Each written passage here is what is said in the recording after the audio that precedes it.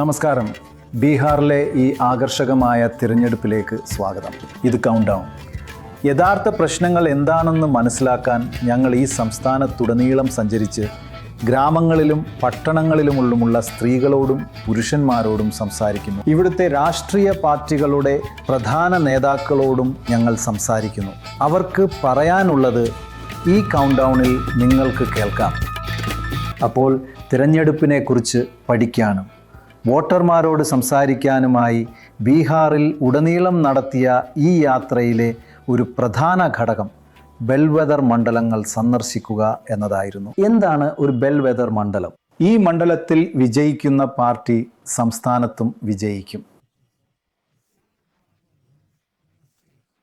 നടന്ന 11 തിരഞ്ഞെടുപ്പുകളിലും സംസ്ഥാനത്ത് വിജയിച്ച അതേ പാർട്ടിക്ക് തന്നെയാണ് സഹർസയും വോട്ട് ചെയ്തത്. അതാണ് ഒരു ബെൽവെദർ മണ്ഡലം.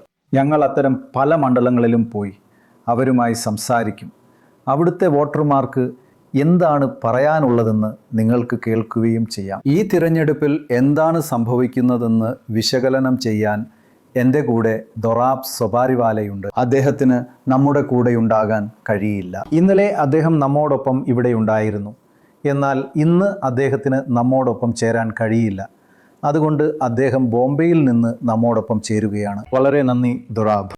വർഷങ്ങളായി ബീഹാറിൽ നിന്ന് റിപ്പോർട്ട് ചെയ്യുന്ന മനീഷ് നമ്മോടൊപ്പമുണ്ട്. നമ്മുടെ കൂടെയുണ്ട് യഥാർത്ഥ സെഫോളജിസ്റ്റ് ശിഖ, പിന്നെ അൾട്രാ സെഫോളജിസ്റ്റ് മിസ്റ്റർ ബാജ്പേയി. ആദ്യം നമുക്ക് നോക്കാം, ഞാൻ നിങ്ങളുടെ അടുത്തേക്ക് വരുന്നതിന് മുൻപ് ബീഹാറിൽ ശക്തമായ ഭരണവിരുദ്ധ വികാരമുണ്ടോ, അതോ ബീഹാറിൻ്റെ ഭരണവിരുദ്ധ വികാരത്തിൻ്റെ കാലം കഴിഞ്ഞോ? കഴിഞ്ഞ 75 വർഷമായിട്ടുള്ള ഈ 3 ഘട്ടങ്ങളായുള്ള രീതി ഇന്ത്യയിലുടനീളമുള്ള സംസ്ഥാനം തോറുമുള്ള നിയമസഭാ തിരഞ്ഞെടുപ്പുകളിൽ നിന്ന് വ്യത്യസ്തമായിരുന്നു. 2002 മുതലുള്ള ഏറ്റവും പുതിയ ഘട്ടം അത് ഏകദേശം 2 പതിറ്റാണ്ടാണ് കാണിക്കുന്നത്. ഭരണവിരുദ്ധ വികാരത്തിൽ നിന്ന് വിഭിന്നമായി ബീഹാറിന് ഇപ്പോൾ ഒരു മിതമായ ഭരണാനുകൂല വികാരമുണ്ട്. 60% തവണയും സർക്കാരുകൾ വീണ്ടും തിരഞ്ഞെടുക്കപ്പെടുന്നു. അത് മിതമായ ഒന്ന് മാത്രം. എന്നാൽ അടുത്ത 25 വർഷങ്ങളിൽ 1977 മുതൽ 2002 വരെ അത് വോട്ടർമാരുടെ രോഷത്തിൻ്റെ ഒരു കാലഘട്ടമായിരുന്നു. ഇത് ഭരണവിരുദ്ധ വികാരത്തിലേക്ക് നയിച്ചു. സർക്കാരുകളിൽ വെറും 33% മാത്രം തിരികെ അധികാരത്തിലെത്തി. സ്വാതന്ത്ര്യത്തിന് ശേഷമുള്ള ആദ്യത്തെ 25 വർഷങ്ങളിൽ വോട്ടർമാർക്ക് നിറയെ പ്രതീക്ഷയായിരുന്നു. അത് ആനന്ദലഹരിയുടെ വക്കോളമെത്തിയിരുന്നു. കൂടാതെ എല്ലാ തിരഞ്ഞെടുപ്പിലും ബീഹാറിലെ ജനങ്ങൾ സർക്കാരിനെ വീണ്ടും അധികാരത്തിലേറ്റാൻ വോട്ട് ചെയ്തു. അതിശയിപ്പിക്കുന്ന 100% ഭരണാനുകൂല വികാരം. ഈ ലിസ്റ്റ് ഒന്ന് നോക്കൂ. നിങ്ങൾക്ക് ഗുജറാത്തിൽ 100% ഭരണാനുകൂല വികാരം കാണാം. എന്നാൽ രാജസ്ഥാനിൽ നിങ്ങൾ ഭരണവിരുദ്ധ വികാരം കാണുമോ? അവിടെ 0% വീണ്ടും അധികാരത്തിൽ വരുന്നത്.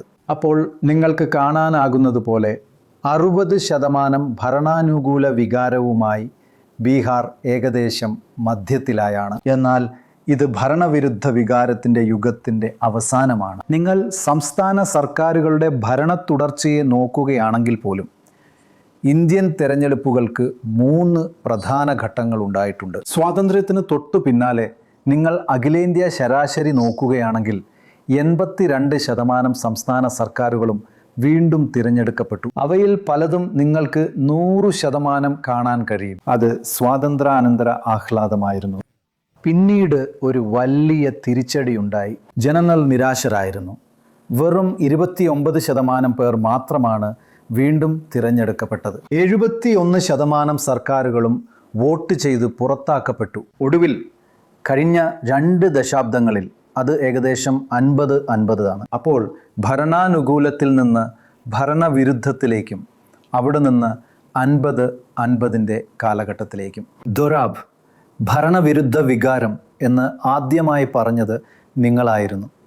നിങ്ങൾ അത് പറഞ്ഞപ്പോൾ അത് യഥാർത്ഥ ഭരണവിരുദ്ധ വികാരമായിരുന്നു, പ്രത്യേകിച്ച് 77-ന് ശേഷമുള്ള കാലഘട്ടത്തിൽ. എന്തുകൊണ്ടാണ് അതിന് മാറ്റം വന്നത്? ഒരു വലിയ കാരണം അതിന് മാറ്റം വന്നെന്ന് ഞാൻ കരുതുന്നു. കോൺഗ്രസ് ഉണ്ടായിരുന്നത് പോലെ പ്രബലമായ പാർട്ടികൾ ഇപ്പോൾ ഇല്ല.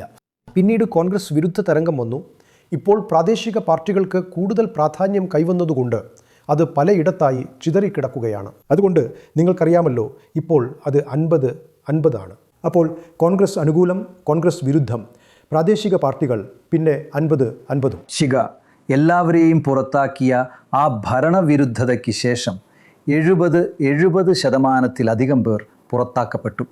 അവർ പെട്ടെന്ന് തുടങ്ങി എന്ന് നിങ്ങളും പറയുമോ? ചില പാർട്ടികൾ നന്നായി പ്രവർത്തിക്കുന്നുണ്ടെന്നും അവരെ വീണ്ടും വോട്ട് ചെയ്ത് അധികാരത്തിലെത്തിക്കുമെന്നും ഒരു തിരിച്ചറിവുണ്ടായി.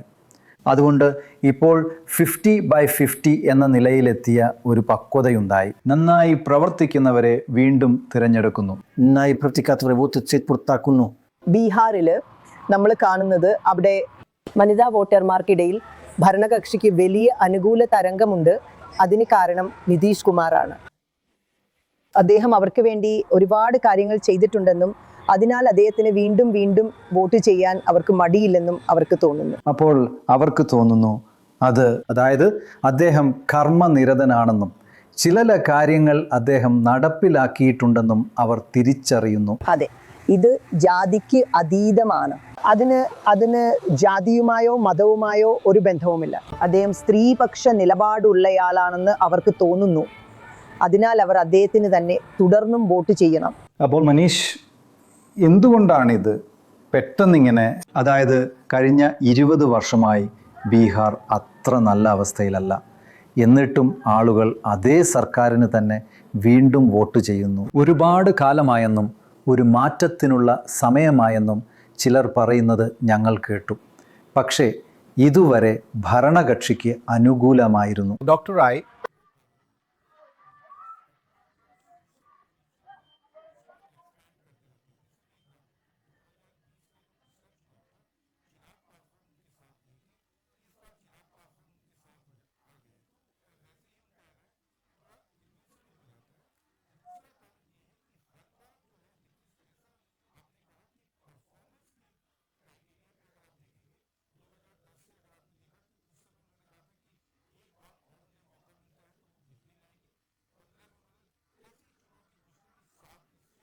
ഇരുപതിന് ഒരു പരിപാടി കൂടി അദ്ദേഹം നടത്തി. എന്നിരുന്നാലും 25 പേരോട് ഇതുവരെ പറഞ്ഞിട്ടില്ല. അടിസ്ഥാനപരമായി അദ്ദേഹം സങ്കല്പിച്ചുകൊണ്ടേയിരിക്കുന്നു. ഇലക്ട്രിക് കൂടുതൽ പക്വത പ്രാപിക്കുന്നു എന്നത് മറന്നേക്കൂ. രാഷ്ട്രീയക്കാർ കൂടുതൽ മിടുക്കരാവുകയും അത് കൈകാര്യം ചെയ്യുകയും ചെയ്യുന്നു. നിങ്ങൾ ബീച്ചിൽ ചുറ്റിക്കറങ്ങിയപ്പോൾ ടെൻറ്റ് കണ്ടെത്തിയോ? ആളുകൾ നിങ്ങൾക്കറിയാമോ, അസന്തുഷ്ടരായിരുന്നു. പക്ഷെ മറ്റേ പക്ഷത്തേക്കാൾ ഒരു പക്ഷത്തോട് അസന്തുഷ്ടി കുറവായിരുന്നു എന്ന്. പല കാരണങ്ങൾ കൊണ്ടും ആളുകൾ അസന്തുഷ്ടരാണ്. പക്ഷേ വോട്ട് വലിയ രീതിയിൽ മാറുമെന്ന് ഒരു തോന്നൽ കിട്ടുന്നില്ല. സർക്കാരിനെതിരെ ഒരു തരംഗമുണ്ടെന്നോ അല്ലെങ്കിൽ നിങ്ങൾക്കറിയാമല്ലോ നിതീഷിനെതിരെ ശക്തമായ ഒരു മുന്നേറ്റമുണ്ടെന്നോ തോന്നുന്നില്ല. പ്രത്യേകിച്ച് നിതീഷിനോട്, അദ്ദേഹത്തോട് ജനങ്ങൾക്കിടയിൽ ഒരുപാട് സഹതാപമുണ്ടെന്ന് തോന്നുന്നു. വികസനത്തിന്റെ പേരിൽ അദ്ദേഹം ബീഹാറിനെ ഒരുപാട് മാറ്റിയിട്ടുണ്ട്. മാത്രമല്ല, ഒരു കാലത്ത് പ്രമുഖ സർവകലാശാലകളിൽ പഠിക്കുന്നതിനെക്കുറിച്ച് 2 വട്ടം ആലോചിക്കേണ്ടി വന്നിരുന്ന വിദ്യാർത്ഥികൾക്ക് കഴിഞ്ഞ 5 വർഷമായി ഇവിടെ തുടർച്ചയായി പ്രവർത്തിക്കുന്ന DRCC ഇപ്പോഴുണ്ട്. നിതീഷ് സർക്കാരിന്റെ ഭരണത്തിന് കീഴിൽ 4 ലക്ഷം രൂപയുടെ വായ്പ നൽകുന്നു. നല്ലത്. പണം ഒരു രണ്ടാമത്തെ കാര്യമാണ്. ഇന്ന് പണം നൽകിയിട്ടുണ്ട്, പക്ഷേ ഇത്രയും ദിവസമായി അവർ നോക്കിക്കൊണ്ടിരിക്കുകയാണ്. അവർ റേഷനും വെള്ളവും നൽകി സഹായിക്കുന്നു, എല്ലാ സാഹചര്യങ്ങളിലും, നല്ല സമയത്തും മോശം സമയത്തും. നിതീഷ് ജി മരുന്നുൾപ്പെടെ എല്ലാത്തിനും സഹായിക്കുന്നുണ്ട്.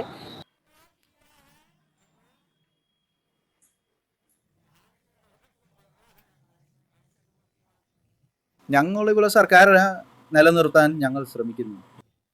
ഞങ്ങളുടെ നിതീഷ് ജിയെ വിജയിപ്പിച്ചു.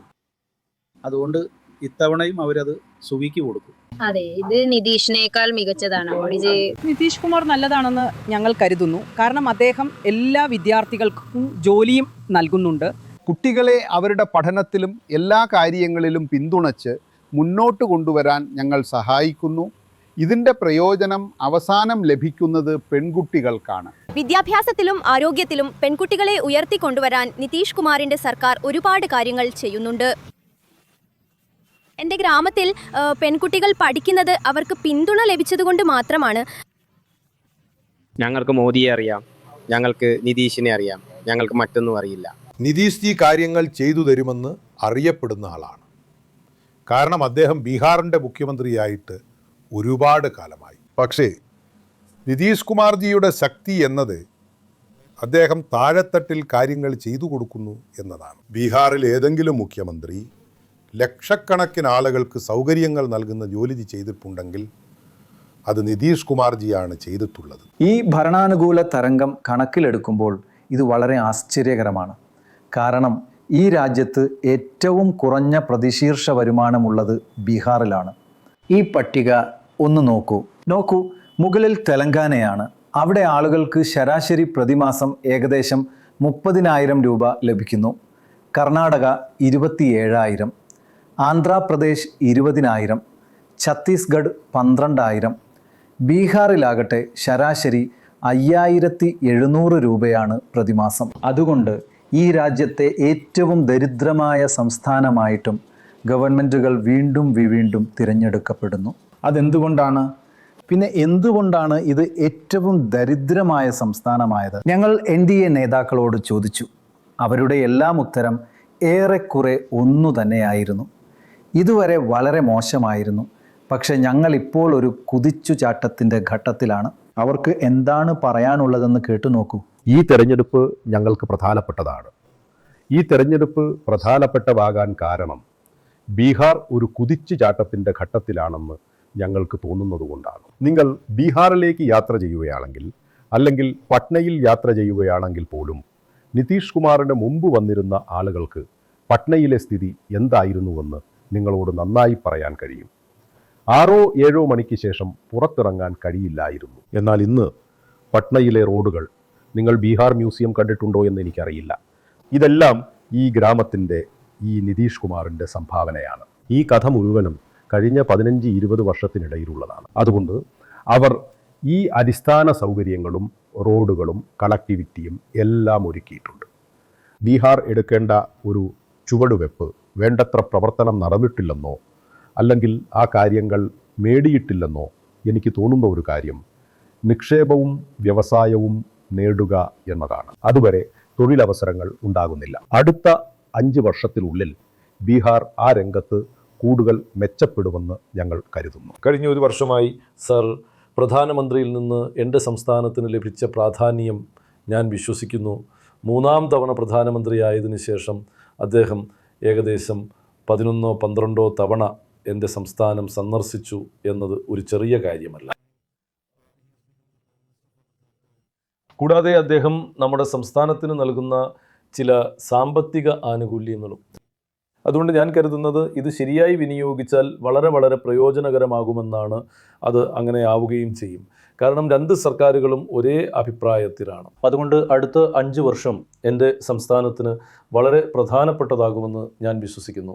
അപ്പോൾ എന്താണ് താഴെത്തട്ടിലെ യാഥാർത്ഥ്യം? സത്യം പറഞ്ഞാൽ ഞാൻ 100 കണക്കിന് വോട്ടർമാരുമായി സംസാരിച്ചപ്പോൾ അവരുടെ അറിവും ചുറ്റും നടക്കുന്നതിനെക്കുറിച്ചും ആരെയാണ് കുറ്റപ്പെടുത്തേണ്ടത് എന്നതിനെക്കുറിച്ചുമുള്ള അവരുടെ ധാരണയും കണ്ട് എനിക്ക് ശരിക്കും മതിപ്പ് തോന്നി. അതുകൊണ്ട് എനിക്ക് തോന്നുന്നത് ബീഹാറിലെ ജനങ്ങൾ ഈ രാജ്യത്തെ ഏറ്റവും മികച്ചവരാണെന്നാണ്. ബീഹാറിലെ രാഷ്ട്രീയക്കാർ ഏറ്റവും മോശപ്പെട്ടവരാണ്.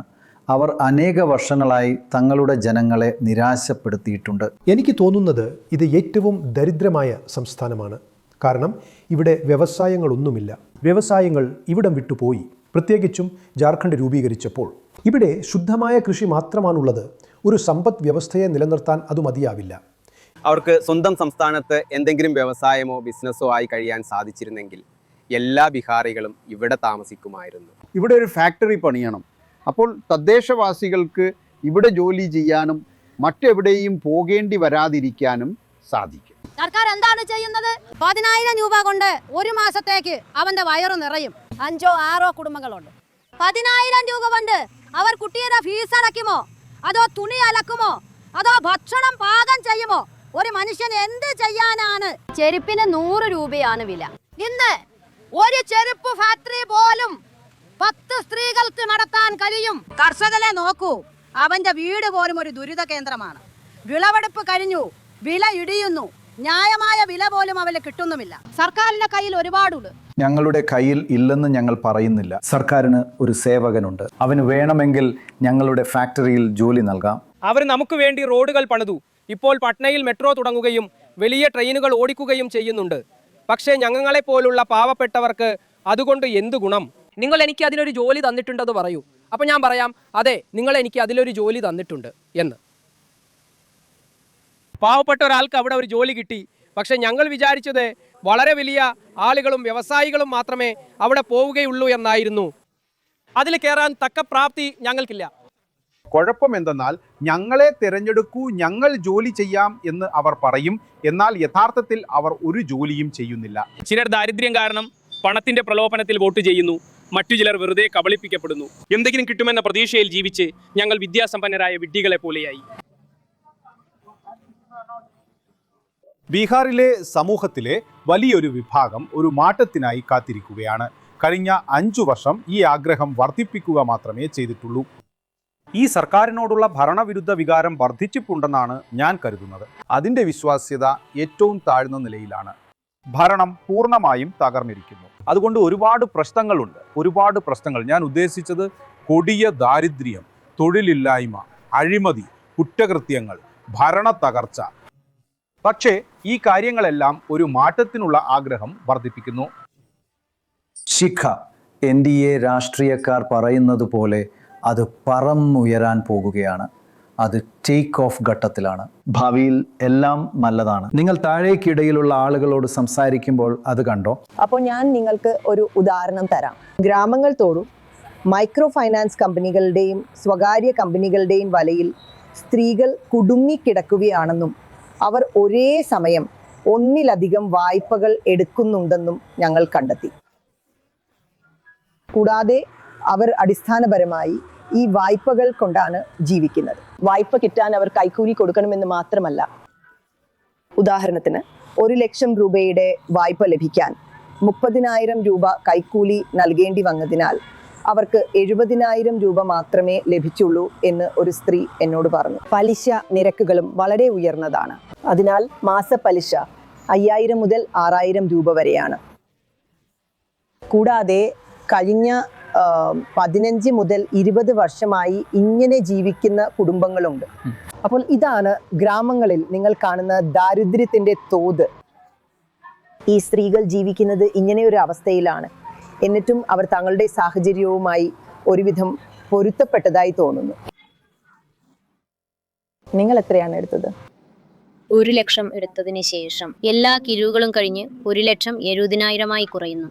പിന്നെ വേറെ എന്ത് കാരണങ്ങൾക്കാണ് അത് എടുത്തത്? എന്തിനാണ് അത് എടുത്തത്? ബിസിനസ് ചെയ്യാൻ. വളക്കച്ചവടം. കച്ചവടം നന്നായി പോകുന്നുണ്ടോ? അതെ, വളക്കച്ചവടം. ചിലർ 50,000 എടുക്കും, ചിലർ 1 ലക്ഷം എടുക്കും, ചിലർ 2 ലക്ഷം എടുക്കും. പിന്നെ നിങ്ങൾ കടം വാങ്ങുന്ന ആളുകൾ കൃത്യസമയത്ത് വായ്പ തിരിച്ചടയ്ക്കാൻ കഴിഞ്ഞില്ലെങ്കിൽ വന്ന് ബുദ്ധിമുട്ടിക്കാറുണ്ടോ? അതെ, അവർ ഒരുപാട് ബുദ്ധിമുട്ടിക്കാറുണ്ട്. പണം അടയ്ക്കാൻ വേണ്ടി അവർ നിങ്ങളെ ഉപദ്രവിക്കുകയാണ്. അതുപോലുള്ള ഒരുപാട് ആളുകളുണ്ട്. ഇതിൽ ഒരാൾ മറ്റൊരാൾക്ക് പണം നൽകാൻ ഒരാളിൽ നിന്ന് മൈക്രോ ഫിനാൻസ് ലോൺ എടുക്കുന്നു, എന്നിട്ട് വേറൊരാൾക്ക് നൽകാൻ മറ്റൊരാളിൽ നിന്ന് കടം വാങ്ങും. അതുപോലെ ഇങ്ങനെയൊക്കെ കഴിഞ്ഞുകൂടുന്ന ഒരുപാട് പാവപ്പെട്ട കുടുംബങ്ങളുണ്ട്. നിങ്ങൾക്കും ബാങ്കിൽ നിന്ന് ലോൺ എടുക്കേണ്ടി വന്നിരുന്നോ? അതെ, ഞങ്ങൾ അത് എടുത്തിട്ടുണ്ട്. ബാങ്കിൽ നിന്ന് എടുത്തിട്ടില്ല. ഈ പ്രവർത്തിക്കുന്ന സ്വകാര്യ സംവിധാനം ഞങ്ങളിൽ നിന്ന് എല്ലാം എടുത്തു. ഗ്രൂപ്പിന്റെ ആണോ? SKS, ബന്ധൻ പോലുള്ള ഗ്രൂപ്പുകൾ ഇതിൽ ഉൾപ്പെടുന്നു. നിങ്ങൾ എത്ര ലോൺ എടുത്തിട്ടുണ്ട്? ബന്ധനത്തിലായപ്പോൾ ഒരു തേങ്ങൽ പുറത്തു വന്നു. ഞാൻ SKSൽ നിന്ന് 95,000 എടുത്തിരുന്നു. അതിനാൽ ഒരു ചെറിയ സബ്സിഡി ലഭിച്ചു, കുറച്ചുകൂടി ബാക്കിയുണ്ട്. അതെ, അയാൾ ലോൺ എടുക്കും. ഇവിടെ എല്ലാവരും പാവപ്പെട്ടവരാണ്. പണിത വീട് പോലും ലോൺ എടുത്തിട്ടാണ് പണിതത്. അയാൾ ബിസിനസ് ചെയ്യുന്നു, അയാൾ സമ്പാദിക്കുന്നു. ലോൺ എടുത്ത് ബിസിനസ് ചെയ്യുന്നത് എളുപ്പമല്ല. ഒരാൾക്ക് ലോൺ എടുത്തില്ലെങ്കിൽ ബിസിനസ് ചെയ്യാൻ എളുപ്പമാണ്. ആളുകൾക്ക് ജോലികളില്ല. 70% ആളുകളും EMIയിൽ ജീവിതം നയിക്കുന്ന ഒരു സാഹചര്യമാണിത്. മറ്റൊരു ലോൺ മറയ്ക്കാൻ ആളുകൾ ഒരു ലോൺ എടുത്തുന്നു. ബാങ്ക് അക്കൗണ്ടിലേക്ക് നേരിട്ട് 2.5 ലക്ഷം രൂപ നിക്ഷേപിച്ച ഒരു സ്കൂട്ടർ ഡ്രൈവറെയും ഞാൻ കണ്ടു. എന്നാൽ അത് പിൻവലിക്കാൻ ആഗ്രഹിക്കുമ്പോഴെല്ലാം ആ 2.5 ലക്ഷത്തിൽ നിന്ന് 50,000 രൂപ അവർക്ക് നൽകണമെന്ന് ബാങ്ക് മാനേജർമാരും മറ്റു ഉദ്യോഗസ്ഥരും പറയുമായിരുന്നു. അതുകൊണ്ട് അദ്ദേഹത്തിന് വെറും 2 ലക്ഷം രൂപയേ കിട്ടിയുള്ളൂ. അതുകൊണ്ട് ഉദ്യോഗസ്ഥർ അക്കൗണ്ടിൽ ഇടപെടുന്നത് വളരെ സാധാരണമാണ്. അതുകൊണ്ട് 100% അകത്തേക്ക് പോയതായി തോന്നുമെങ്കിലും നിങ്ങളത് പുറത്തെടുക്കാൻ ശ്രമിക്കുമ്പോൾ അവർക്ക് ഒരു പങ്ക് വേണം. ബീഹാറിലെ അഴിമതി ഏറ്റവും ഉയർന്നതാണെന്നതിലും പ്രത്യേകിച്ച് ഉദ്യോഗസ്ഥ തലത്തിലാണെന്നതിലും സംശയമില്ല. അത് താഴെ തട്ടിലായാലും മുകളിലായാലും ഇവിടെ അഴിമതി ഏറ്റവും കൂടുതലാണ്. എന്നാൽ അതിൻ്റെ കാരണം എന്താണെന്ന് ഞങ്ങൾ പരിശോധിച്ചു. ബീഹാറിലെ തൊഴിൽ രഹിതരായ ആളുകൾക്ക് തൊഴിലവസരങ്ങൾ ഇല്ലാത്തതിനാൽ അവർ ജോലി ചെയ്യാൻ ഡൽഹിയിലേക്കും മുംബൈയിലേക്കും പോകുന്നു. ഞാൻ ഇന്ന് രാവിലെ ചില റീലുകൾ കാണുകയായിരുന്നു. ചട്ടിന് വന്ന പല ബീഹാറികളും പറഞ്ഞത് അവർ ഇപ്പോൾ സ്വന്തം വീട്ടിലും സ്വന്തം രാജ്യത്തും സ്വന്തം സംസ്ഥാനത്തും അതിഥികളായി മാറിയിരിക്കുന്നു എന്നാണ്. അതായത് അതിഥികൾ വന്നും പോയും ഇരുന്നത് പോലെ അവർ ഇപ്പോൾ അതിഥികളായി വരുന്നു. ബീഹാറിൽ ഒരു വർഷത്തിൽ 20 ദിവസം മുതൽ 1 മാസം വരെയിൽ കൂടുതൽ പല കുട്ടികൾക്കും അവരുടെ അച്ഛന്മാരെയും ഭാര്യമാർക്ക് ഭർത്താക്കന്മാരെയും കാണാൻ കഴിയാറില്ല എന്നത് ഒരു യാഥാർത്ഥ്യമാണ്. അതിൻ്റെ കാരണം സംസ്ഥാനത്തെ ദാരിദ്ര്യം, പിന്നോക്കാവസ്ഥ, അസമത്വം എന്നിവയെ എങ്ങനെ നേരിടാം എന്നതിനെക്കുറിച്ച് ഇന്നുവരെ ബീഹാറിൽ ഗൗരവമേറിയ ഒരു ചർച്ചയും നടന്നിട്ടില്ല എന്നതാണ്. ഇവിടെയെല്ലാം ഒറ്റപ്പെട്ട രീതിയിലാണ് ചെയ്യുന്നത്. ബീഹാറിലെ ഏറ്റവും വലിയ പ്രശ്നം തൊഴിലില്ലായ്മയാണ്. ജനങ്ങൾക്ക് ജോലി വേണം, ആളുകൾക്ക് ജോലി വേണം, ആളുകൾക്ക് ഒരു ഫാക്ടറി വേണം, ആളുകൾക്ക് കൃഷിയെ അടിസ്ഥാനമാക്കിയുള്ള വ്യവസായങ്ങൾ വേണം. ഇവിടുത്തെ ആളുകൾക്ക് ഒരു ACCCയും ഒരു IT പാർക്കും വേണം. ഇവിടെ നിങ്ങൾക്ക് കാണാം, അത് സാങ്കേതിക വിദ്യ ആയാലും കൃഷിയായാലും അല്ലെങ്കിൽ കാർഷികാധിഷ്ഠിത വ്യവസായമായാലും. ഇവിടുത്തെ ആളുകൾക്ക് ഒരു പഞ്ചസാര മില്ലും ഒരു ചണ മില്ലും വേണം. അവ തുറന്നു. പക്ഷേ പ്രധാനമന്ത്രി വരുന്നു, അമിത്ഷാ വരുന്നു. അദ്ദേഹത്തിൻ്റെ ഓരോ വാക്കുകളും ഓരോ വാക്യങ്ങളും നിങ്ങൾ ശ്രദ്ധിച്ചു കേൾക്കുകയാണെങ്കിൽ അവർ നല്ലതായൊന്നും പറയുന്നില്ല. ഒരു വാക്കുപോലും പോസിറ്റീവല്ല. അവരുടെ സംസാരമെല്ലാം നെഗറ്റീവാണ്. അവർ ഫലപ്രദമായ സംഭാഷണങ്ങളൊന്നും നടത്തുന്നില്ല. അനാവശ്യ വിഷയങ്ങൾ മാത്രം ഉന്നയിക്കുന്നു. അതുകൊണ്ട് ബീഹാറിലെ ജനങ്ങൾ ബുദ്ധിയുള്ളവരാണെന്നും അവർക്ക് പോസിറ്റീവായ കാര്യങ്ങൾ കേൾക്കാനാണ് ആഗ്രഹമെന്നും ഞാൻ കരുതുന്നു. നിങ്ങൾ 20 വർഷമായി അധികാരത്തിലുണ്ട്, എന്നിട്ട് ഇപ്പോൾ നിങ്ങൾ വന്ന് ഞങ്ങൾക്ക് 5 വർഷം കൂടി തരൂ, ഞങ്ങൾ കുടിയേറ്റം നിർത്തും എന്ന് പറഞ്ഞാൽ ആളുകൾ അത് വിശ്വസിക്കില്ല. കാരണം ആദ്യത്തെ ജൻസുരാജ് ആദ്യമായാണ് ഈ വിഷയം ഉന്നയിച്ചിരിക്കുന്നത്. കുടിയേറ്റം എന്നത് ദാരിദ്ര്യത്തിൻ്റെയും മനീഷ് പറയുന്നത് പോലെ അഴിമതിയുടെയും ഒരു ലക്ഷണമാണ്. എന്നാൽ നിങ്ങളെപ്പോലെ ഞങ്ങളും ആളുകളോട് സംസാരിച്ചപ്പോൾ മനസ്സിലാക്കിയത് 2 പക്ഷക്കാരും അഴിമതിക്കാരാണെന്നാണ്. അത് അവർക്ക് ഒരു വലിയ വിഷയമാണ്. പക്ഷേ അതൊരു തിരഞ്ഞെടുപ്പ് വിഷയമല്ല. കാരണം 2 കൂട്ടരും ഒരുപോലെ അഴിമതിക്കാരാണ്. മനീഷ് അഴിമതിയെക്കുറിച്ച് പറഞ്ഞ ഒരു കാര്യം, അഴിമതി ഏറ്റവും താഴെത്തട്ടിൽ വരെ എത്തിയിരിക്കുന്നു എന്നതാണ്. നൽകിയിട്ടുള്ള ഭാഗം ഇതിനകം ഇംഗ്ലീഷിലാണ്.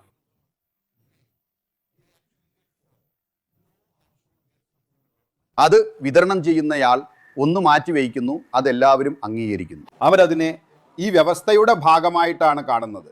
അതുകൊണ്ട് ചില രാഷ്ട്രീയക്കാർ അഴിമതിയുടെ വിഷയം ഉന്നയിച്ചിട്ടുണ്ടെങ്കിലും അതൊരു വലിയ പ്രശ്നമല്ല. എനിക്ക് തോന്നുന്നത് ഇതിലും വലിയൊരു പ്രശ്നം ഈ സംസ്ഥാനത്തെ വിദ്യാഭ്യാസ ആരോഗ്യ സേവനങ്ങൾ ദയനീയമാണ് എന്നതാണ്. അതുതന്നെയാണ് ആളുകൾ ഈ സംസ്ഥാനം വിട്ടുപോകുന്നതിൻ്റെ ഒരു കാരണം. ആളുകൾ ജോലിക്ക് വേണ്ടി മാത്രമല്ല വിദ്യാഭ്യാസത്തിനും കൂടിയാണ് നാട് വിടുന്നത്. അവർ തിരികെ വരുന്നുമില്ല. കാരണം അവർക്കിവിടെ ജോലികളില്ല. ഞങ്ങൾ സർക്കാരിന്റെ വോട്ട് ബാങ്കാണ്. അതുകൊണ്ട് അവർ ഞങ്ങളോട് ഇങ്ങനെ പെരുമാറരുത്. സർക്കാർ ഞങ്ങളുടെ ആശങ്കകൾ കേൾക്കുകയും അവ പരിശോധിക്കുകയും വേണം. ബീഹാറിൽ നടക്കുന്ന എല്ലാ പരീക്ഷകളിലും ഒരുപാട് അഴിമതിയുണ്ട്. അത് പറഞ്ഞറിയിക്കാൻ പറ്റാത്തതാണ്. ഈ കുടിയേറ്റത്തിൽ ഞങ്ങൾ വളരെ അസന്തുഷ്ടരാണ്. നമ്മൾ മറ്റൊരു സംസ്ഥാനത്തേക്ക് പോകുമ്പോൾ ജോലി ചെയ്യുന്നതിൽ ഒരുപാട് ബുദ്ധിമുട്ടുകളും പല പ്രശ്നങ്ങളും നേരിടുന്നു. ഒരാളുടെ കുട്ടിക്ക് ഇവിടെ 10,000-ന് ഒരു ജോലി കിട്ടുന്നതാണോ, അതോ 10,000 10,000 സമ്പാദിക്കാൻ പുറത്തുപോയി അധിക്ഷേപം സഹിക്കുന്നതാണോ നല്ലത്? ഇവിടെ ഒരു ഫാക്ടറി തുറക്കുകയാണെങ്കിൽ ബീഹാറിലെ ദാരിദ്ര്യത്തിന് കുറച്ചെങ്കിലും തീർച്ചയായും ഒരു കുറവുണ്ടാകും. ഇവിടെ ഒരുപാട് ദാരിദ്ര്യവും തൊഴിലില്ലായ്മയുമുണ്ട്. ഈ സ്ഥലം പഞ്ചാബ്, ഹരിയാന, ഡൽഹി എന്നിവിടങ്ങളിൽ നിന്നുള്ള ആളുകളാലും കൂടാതെ ബീഹാറിൽ നിന്നുള്ളവരാലും നിറഞ്ഞിരിക്കുന്നു. തൊഴിലില്ലായ്മയുടെ ഇപ്പോഴത്തെ ഘട്ടത്തിൽ ചില മാറ്റങ്ങൾ വരുത്തും. അതുവഴി എന്തെങ്കിലും പുരോഗതി ഉണ്ടാകാൻ സാധ്യതയുണ്ട്. തൊഴിലില്ലായ്മയുണ്ട്. ഒരാൾ തങ്ങളുടെ മകനെ BA ബിരുദം നേടാൻ പഠിപ്പിക്കുകയും ജോലിക്കായി അപേക്ഷിക്കുകയും ചെയ്യുന്നു. പക്ഷേ എല്ലാവരും കൈക്കൂലി ആവശ്യപ്പെടുന്നതിനാൽ ജോലി കിട്ടുന്നില്ല. അപ്പോൾ അവർക്ക് എവിടെ നിന്നാണ് പണം കിട്ടേണ്ടത്? ദിവസക്കൂലിക്ക് ജോലി ചെയ്യുന്ന ഒരു പാവപ്പെട്ട മനുഷ്യന് കൈക്കൂലി കൊടുക്കാനുള്ള പണം എവിടെ നിന്ന് കിട്ടും? ബീഹാറിനെ കുറിച്ചുള്ള പ്രധാന കാര്യങ്ങളിലൊന്ന്, എല്ലാവരും ജാതിയെക്കുറിച്ച് സംസാരിക്കുമ്പോൾ വനിതാ വോട്ടർമാർ അതിനൊപ്പമോ അല്ലെങ്കിൽ അതിൽ കൂടുതലോ പ്രധാനപ്പെട്ടവരാണ് എന്നതാണ്.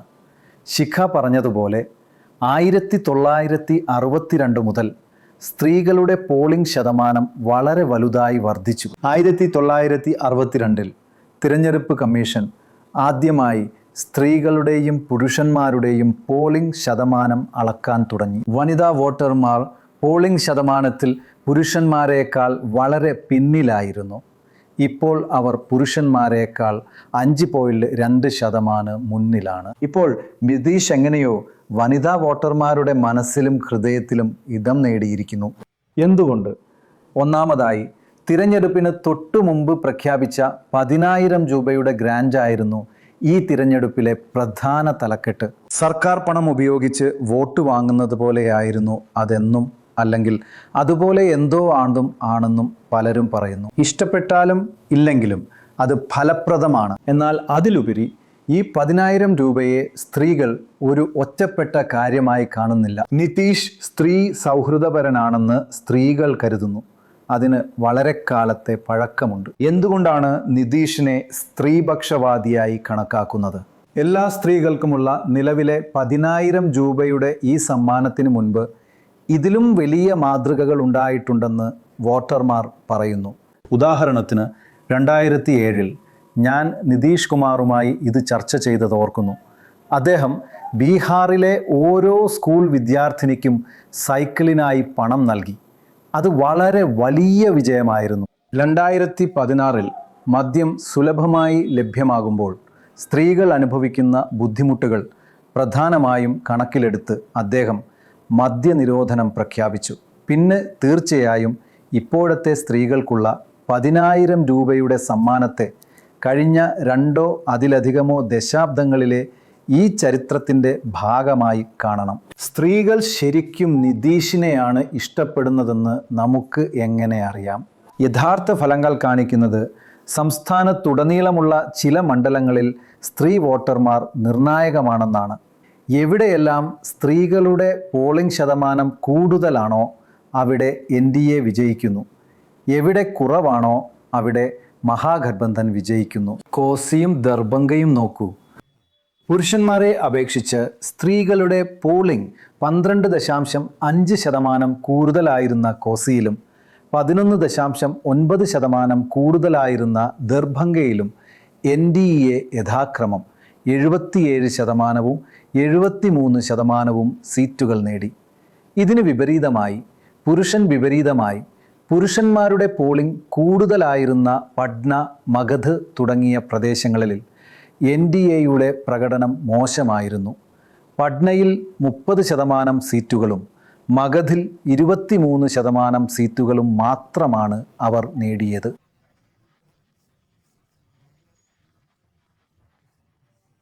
അതുകൊണ്ട് ഇന്ന് സ്ത്രീകൾ സ്വയം ഒരു വോട്ട് ബാങ്കാണെന്നത് ആർക്കും നിഷേധിക്കാനാവില്ല. എന്നാൽ മതവും ജാതിയും ഒരു ഘടകമാകില്ല എന്ന് ഇതിനർത്ഥമില്ല. ചരിത്രപരമായി ബീഹാറിൽ സ്ത്രീകളും വോട്ട് ചെയ്തിട്ടുണ്ട്. പ്രധാനമായും നിതീഷ് കാരണമാണ്. നിതീഷ് കുമാർ ഭാഗമായിരുന്ന രാഷ്ട്രീയ സഖ്യത്തിന് കൂടുതൽ വോട്ട് ചെയ്യാൻ സ്ത്രീകൾ പ്രവണത കാണിച്ചിരുന്നു. അതിനെക്കുറിച്ച് ഞങ്ങൾക്ക് നല്ല ബോധ്യമുണ്ട്. ശേഷിക്കുന്ന സമയത്തിനുള്ളിൽ കഴിയുന്നത്ര കഠിനമായും ബുദ്ധിപരമായും പ്രവർത്തിക്കാൻ ഞങ്ങൾ ശ്രമിക്കുകയാണ്.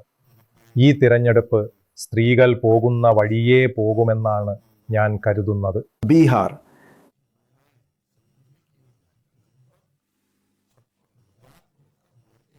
അതുകൊണ്ട് സ്ത്രീകളുടെ വോട്ട് നിർണായകമാണെന്ന് തോന്നുന്നു. പിന്നെ തീർച്ചയായും എല്ലാവരും സംസാരിക്കുന്ന ജാതി എന്ന വിഷയത്തിലേക്ക് നമ്മൾ വരും.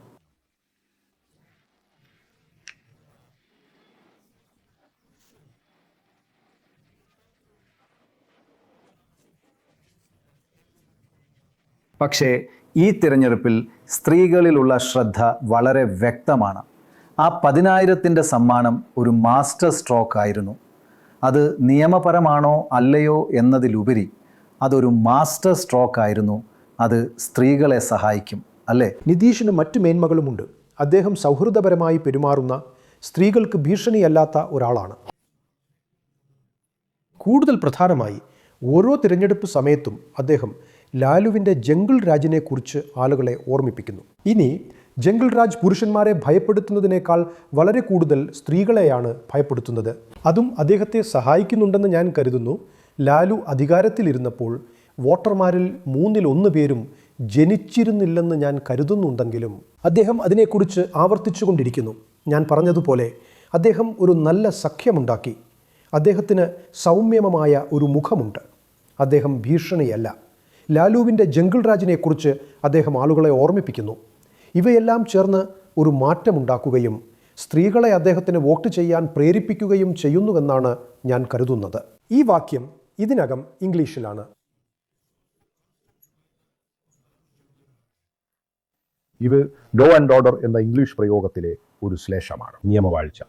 നിങ്ങൾക്ക് നിയമവാഴ്ചയുടെ വിഷയത്തിൽ സംവാദം നടത്തണമെങ്കിൽ, അല്ലെങ്കിൽ ഒരു സർക്കാർ മറ്റൊന്നിനേക്കാൾ മികച്ചതായിരുന്നുവെന്ന് അവകാശപ്പെടണമെങ്കിൽ നിങ്ങളുടെ വാദത്തെ ഡാറ്റ ഉപയോഗിച്ച് നിങ്ങൾ പിന്തുണയ്ക്കണം. NCRB ഡാറ്റ അനുസരിച്ച് 2005 ശേഷം കുറ്റകൃത്യങ്ങൾ ഗണ്യമായി വർദ്ധിച്ചിട്ടുണ്ട്.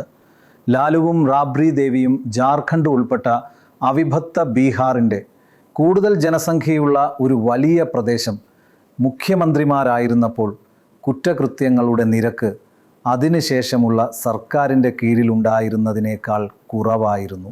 അതെ, അത് ഒരുപാട് വർദ്ധിച്ചിട്ടുണ്ട്. 1990കളിലെ ജനറൽ രാജ് ഭരണകാലത്ത് എന്താണ് സംഭവിച്ചതെന്ന് യഥാർത്ഥത്തിൽ മനസ്സിലാക്കുന്ന അവസാനത്തെ തലമുറ എൻ്റേതാണെന്ന് ഞാൻ വിശ്വസിക്കുന്നു. ലാലുജിയുടെയും രവിജിയുടെയും 15 വർഷത്തെ ഭരണം സാമ്പത്തിക വളർച്ചയെ തടസ്സപ്പെടുത്തുകയും കൂട്ടപ്പലായനത്തിന് നിർബന്ധിതരാക്കുകയും വികസനം പരിഗണിക്കുന്നതിന് മുൻപ് നികത്തേണ്ട അത്ര ആഴത്തിലുള്ള ഒരു വിടവ് സൃഷ്ടിക്കുകയും ചെയ്തതുകൊണ്ടാണ് എൻ്റെ സംസ്ഥാനം പിന്നോട്ടു പോയത്.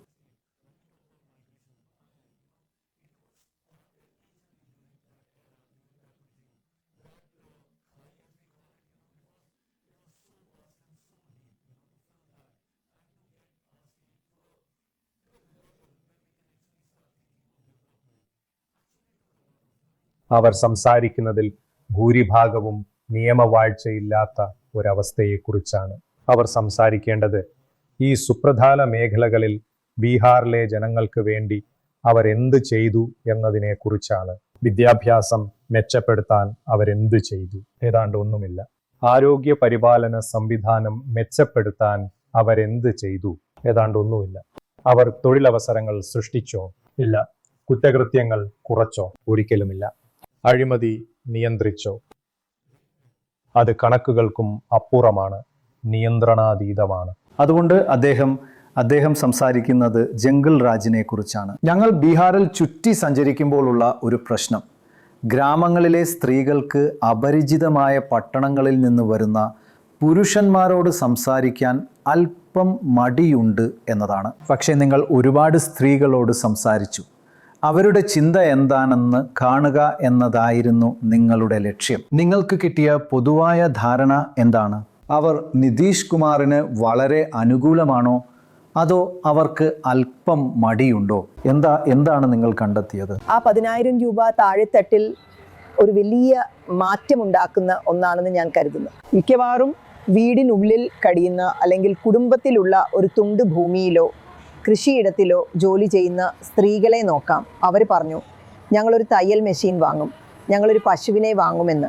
അവരെ സംബന്ധിച്ചിടത്തോളം ഇത് ശരിക്കും ഒരു വലിയ കാര്യമായിരുന്നു. എന്നാൽ അല്പം പുറത്തിറങ്ങി ഒരു ചെറിയ ചായക്കട തുടങ്ങിയവരോ പച്ചക്കറി വിൽക്കുന്നവരോ ആയ സ്ത്രീകളെ നോക്കിയാൽ അവർ പറയുന്നു, സർക്കാർ ഞങ്ങൾക്ക് തന്നതുകൊണ്ട് ഞങ്ങൾ ആ 10,000 രൂപ വാങ്ങും. പിന്നെ എന്തുകൊണ്ട് വാങ്ങിക്കൂടാ? എന്നാൽ ഒരു ബിസിനസ്സിനെ പിന്തുണയ്ക്കാനോ പുതിയൊരെണ്ണം തുടങ്ങാനോ 10,000 രൂപ മതിയാവില്ല. മറ്റ് വാഗ്ദാനങ്ങൾ പരിഗണിക്കാൻ ഞങ്ങൾ തയ്യാറാണ്. മറ്റുള്ള പാർട്ടികൾക്ക് എന്ത് വാഗ്ദാനമാണ് നൽകാനുള്ളതെന്ന് ഞങ്ങൾ നോക്കും. ഇപ്പോൾ നിങ്ങൾ യുവ വോട്ടർമാരുടെയും യുവതികളുടെയും ആദ്യമായി വോട്ട് ചെയ്യുന്നവരുടെയും അടുത്തേക്ക് പോകുമ്പോൾ ഈ വികാരം വലിയ ഒരളവിൽ വർദ്ധിക്കുന്നു. അവർ പറയുന്നത് 10,000 രൂപയൊന്നുമല്ല, ഞങ്ങളുടെ ഭാവിയിൽ കൂടുതൽ വലിയ നിക്ഷേപമാണ് ഞങ്ങൾക്ക് വേണ്ടതെന്നാണ്. അതുകൊണ്ട് സ്ത്രീകളുടെ ഇടയിൽ പോലും ഭൂരിഭാഗം പേരും തങ്ങളുടെ വോട്ട് ഇതിനോട് ബന്ധിപ്പിക്കുമെന്ന് കരുതുമ്പോഴും അഭിപ്രായങ്ങൾ എത്ര വ്യത്യസ്തമാണ്. നിങ്ങളുടെ ഗ്രാമത്തിലെ സ്ത്രീകൾക്ക് 10,000 രൂപ കിട്ടിയിട്ടുണ്ട്. നിങ്ങൾക്ക് എല്ലാവർക്കും അത് കിട്ടിയോ ഇല്ലയോ? പകുതി പേർക്ക് കിട്ടി, പകുതി പേർക്ക് കിട്ടിയിട്ടില്ല. ഞങ്ങൾക്കും കിട്ടിയിട്ടില്ല. 10,000 വന്നിട്ടുള്ളത്.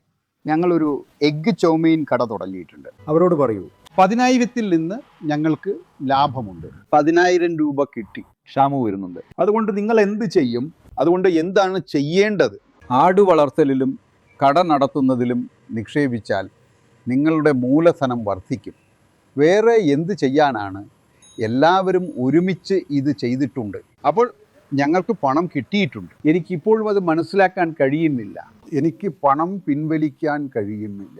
ആധാർ കാർഡ് ബാങ്കുമായി ലിങ്ക് ചെയ്തിട്ടില്ല. അത് ലിങ്ക് ചെയ്തതായി കണ്ടെത്തും. ഒരാൾക്ക് 10,000 കൊടുത്തു, മറ്റൊരാൾക്ക് 10,000 കൊടുത്തു എന്ന് പറഞ്ഞ് എല്ലാവരും വെറുതെ വീമ്പിളക്കുകയാണ്. സർക്കാരിന് ഭ്രാന്ത് പിടിച്ചിരിക്കുകയാണ്. സർക്കാർ നമ്മുടെ പണം തന്നെ അവരുടെ പോക്കറ്റിൽ നിന്ന് നമുക്ക് തിരിച്ചു തന്നു, അതും ഈ ഇലക്ഷൻ സമയത്ത്. ഇലക്ഷന് മുൻപ് സർക്കാർ ഈ ഫണ്ട് എവിടെയായിരുന്നു തന്നുകൊണ്ടിരുന്നത്? അതുകൊണ്ട് ഇതൊന്നുമല്ല. വോട്ട് നേടാനുള്ള ഒരു പുതിയ നിയമവും പണം വിതരണം ചെയ്യാനുള്ള ഒരു പുതിയ വഴിയുമാണ്. നിങ്ങളുടെ അക്കൗണ്ടിൽ 10,000 രൂപ ക്രെഡിറ്റ് ആയിട്ടുണ്ട്. അതുകൊണ്ട് നിങ്ങൾ എന്ത് ചെയ്യും? ഞങ്ങളത് മുന്നോട്ട് കൊണ്ടുപോകും. ഞങ്ങൾ ഇതെങ്ങനെ മുന്നോട്ട് കൊണ്ടുപോകും? ഞങ്ങൾ ഇതിനെ ഇങ്ങനെ വികസിപ്പിക്കും. ഒരു വലിയ കട തുടങ്ങും. ഗ്രാമത്തിൽ ഒരു പലചരക്ക് ATM-ഉം ഒരു കടയും വെക്കാൻ ആലോചിക്കുന്നുണ്ട്. അപ്പോൾ നമുക്ക് നമ്മുടെ സ്വന്തം സ്ഥലത്തു കൂടി നടക്കാം, മറ്റൊരാളുടെ സ്ഥലത്തു കൂടിയല്ല. സ്ഥലം എപ്പോൾ ഒഴിപ്പിക്കില്ല. ആർക്കാണ് കുഴപ്പം? 10,000 രൂപയ്ക്ക് പശുവിൻ്റെ കച്ചവടം നടന്നില്ല. ഞാൻ 2 ആടുകളെ വാങ്ങിയിരുന്നു, അതിൽ ഒന്നിനെ ഇടിച്ചു കൊന്നു. ഇപ്പോൾ നിതീഷ് കുമാർ ഞങ്ങളെപ്പോലുള്ള തൊഴിലില്ലാത്തവരുടെ മേൽ കൂട്ടുപലിശ ചുമത്തിയിരിക്കുന്നു എന്ന് ഞങ്ങൾ ഭയപ്പെടുന്നു. പശ്ചാത്തലത്തിലുള്ള ചില ശബ്ദങ്ങൾക്ക് ഞാൻ ക്ഷമ ചോദിക്കുന്നു. കാരണം നിങ്ങളത് എന്തായാലും കേൾക്കും. ഞങ്ങൾ ഗംഗയുടെ തീരത്താണ്. ഇത് ഛഠ് പൂജയുടെ സമസമയമാണ്. ബീഹാറിലായിരിക്കാൻ വളരെ നല്ലൊരു സമയവുമാണിത്. മറ്റാരോ നിങ്ങൾക്ക് ഭാവിക്കു വേണ്ടി വാഗ്ദാനം ചെയ്ത പണം നിങ്ങൾക്ക് ലഭിക്കുന്നത് അപ്പോഴാണ്. അതായത് നിങ്ങൾക്കറിയാമല്ലോ, ആ അനിശ്ചിതത്വം 100% ഉറപ്പാണ്. മറ്റേത് നിങ്ങൾക്കറിയാമല്ലോ, ഒരുപക്ഷെ എന്നതാണ്. അതുകൊണ്ട് ഇതുപോലുള്ള ദിവസങ്ങൾ മഹാരാഷ്ട്രയിലെ വോട്ടർമാരെ സ്വാധീനിക്കുന്നു. അത് ഇവിടുത്തെ വോട്ടർമാരെ സ്വാധീനിക്കുമെന്ന് നിങ്ങൾ കരുതുന്നുണ്ടോ? അതേ എന്ന് ഞാൻ കരുതുന്നു. കാരണം സ്ത്രീകൾ ഞങ്ങളുടെ ടീമിനോട് പറഞ്ഞ പല അഭിപ്രായങ്ങളിലും ഇത് ബാങ്കിലെ പണം പോലെ ഉറപ്പുള്ള ഒന്നാണെന്നായിരുന്നു. മറുവശത്ത് എന്ത് സംഭവിക്കുമെന്ന് ഞങ്ങൾക്കറിയില്ല. പക്ഷേ അഭിമുഖം നടത്തിയ പല ജൻസി ആളുകൾക്കും ഈ 10,000 ഒരു പ്രയോജനമുള്ള കാര്യമല്ലെന്ന് തോന്നിയിട്ടുണ്ടെന്ന് ഞാൻ കരുതുന്നു. അവർക്ക് അത് വള്ളി യൂണിവേഴ്സിറ്റി അവസാനിപ്പിക്കണമെന്നായിരുന്നു. എന്നാൽ ഒടുവിൽ നിങ്ങൾ ഓർക്കേണ്ട ഒരു കാര്യമുണ്ട്. സൈക്കിൾ കിട്ടിയവർക്ക് അദ്ദേഹം അത് നൽകിയ കാലം തൊട്ടോ അല്ലെങ്കിൽ യുവതലമുറയ്ക്കായി മദ്യനിരോധനം നടപ്പിലാക്കിയ കാലം തൊട്ടോ നിതീഷ് സ്ത്രീകളുടെ വോട്ടിനായി പ്രവർത്തിച്ചു കൊണ്ടിരിക്കുകയാണ്. ആളുകൾ ഇപ്പോൾ വളർന്ന് വോട്ടർമാരായി കഴിഞ്ഞു. സൈക്കിൾ അവർക്കൊരു വലിയ മാറ്റമാണ് ഉണ്ടാക്കിയത്. അദ്ദേഹം അങ്ങനെ പറഞ്ഞു. അപ്പോൾ പിന്നെ അവരെ എന്തുകൊണ്ട് വോട്ട് ചെയ്യാതിരിക്കണം? കാരണം അവർ ഓർക്കുന്നു. അതുകൊണ്ട് ഈ തെരഞ്ഞെടുപ്പിൽ അതൊരു വളരെ പ്രധാനപ്പെട്ട കാര്യമാണ്. പ്രണോയ്, ഞാൻ പറയട്ടെ, കഴിഞ്ഞ 6 മാസമായി പ്രത്യേകിച്ച് RJDയും പ്രശാന്ത് കിഷോറിൻ്റെ ജൻ സൂരാജും സ്ത്രീകളെ കേന്ദ്രീകരിച്ചുള്ള അവരുടെ എല്ലാ പദ്ധതികളും പ്രഖ്യാപിച്ചിരുന്നു. മാസം 2500 രൂപ, വർഷം 30,000 രൂപ, അടുത്ത 5 വർഷം കൊണ്ട് 1.5 ലക്ഷം രൂപ എന്നിങ്ങനെ. അതുകൊണ്ട് ഒരു തരത്തിൽ പറഞ്ഞാൽ ഇവിടെ നമ്മൾ വളരെ അഴിമതി നിറഞ്ഞ ഒരു സംവിധാനം എന്ന് പറയുന്നതിൻ്റെ ഭാഗമായ നിതീഷിന് ചുറ്റുമുള്ള ഉദ്യോഗസ്ഥരും വനിതാ വോട്ടർമാരെ കൂടെ നിർത്താൻ ശ്രമിച്ചിട്ടുണ്ട്. ചിലർ ചൂണ്ടിക്കാണിക്കുന്നത് പോലെ നമ്മുടെ രാജ്യത്ത് ഏത് സംസ്ഥാനങ്ങളിലാണോ സ്ത്രീകളുടെ അക്കൗണ്ടുകളിൽ പണമെത്തിയിട്ടുള്ളത് അവിടെ നിലവിലുള്ള സർക്കാർ വീണ്ടും തിരഞ്ഞെടുക്കപ്പെട്ടിട്ടുണ്ട് എന്നൊരു പ്രവണത ഞങ്ങൾ നിരീക്ഷിച്ചിട്ടുണ്ട്. ഇക്കാലത്തെ നയം വളരെ വ്യക്തമാണ്. നിങ്ങൾ ഞങ്ങൾക്ക് പണം തരൂ, ഞങ്ങൾ നിങ്ങൾക്ക് വോട്ട് തരാം. ഇത് ബീഹാറിലും ഫലിക്കുന്നുണ്ട്. അതിൻ്റെ സ്വാധീനം താഴെത്തട്ടിൽ ദൃശ്യമാണ്. തേജസ്വിയും പ്രശാന്ത് കിഷോറും എന്ത് വാഗ്ദാനം ചെയ്താലും ശരി, പക്ഷേ വനിതാ വോട്ടർമാരുടെ ചായ്വ് നിതീഷിനോടാണ്. പക്ഷേ ഇത് ബീഹാറിലെ ഏറ്റവും ചെലവേറിയ തിരഞ്ഞെടുപ്പാണ്. അതിൻ്റെ കാരണം സ്ത്രീകളുടെ അക്കൗണ്ടുകളിലേക്ക് പോയത് 10,000 രൂപ മാത്രമല്ലെന്ന് നിങ്ങൾക്ക് ഇപ്പോൾ കാണാൻ കഴിയും. ഗുണഭോക്താക്കളുടെ അക്കൗണ്ടുകളിലേക്ക് ഒരു വലിയ തുക കൈമാറിയിട്ടുണ്ട്. ഇത് 30,000 കോടിയിൽ കൂടുതലാണ്. അദ്ദേഹം പോയിരിക്കുന്നു. അപ്പോൾ ബീഹാർ ദരിദ്രമാണ്. പക്ഷേ അവിടുത്തെ വോട്ടർമാരുടെ കാര്യം വേറെയാണ്. ഈ തെരഞ്ഞെടുപ്പിൽ കുറഞ്ഞത് ഒരു വലിയ നേട്ടമെങ്കിലും ഉണ്ട്. 10,000 എന്നത് വരാനിരിക്കുന്ന ഒരു വലിയ വായ്പയ്ക്കുള്ള ഒരു സീഡ് മണി മാത്രമാണ്. ഇത് ഒരു വനിതാ തൊഴിൽ പദ്ധതിയല്ല, ഇത് ഒരു വനിതാ കട പദ്ധതിയാണ്. ആളുകൾ ഇതിനകം തന്നെ ഭാരം കൊണ്ട് കഷ്ടപ്പെടുകയാണ്. നിങ്ങളത് വർദ്ധിപ്പിക്കാൻ ആഗ്രഹിക്കുന്നു. അതിനാൽ ഈ 10,000 രൂപയുടെ പദ്ധതിയിൽ മതിപ്പുളവാക്കുന്ന സ്ത്രീകൾ ഇതിന് വോട്ട് ചെയ്യുമെന്ന് ഞങ്ങൾ കരുതുന്നു.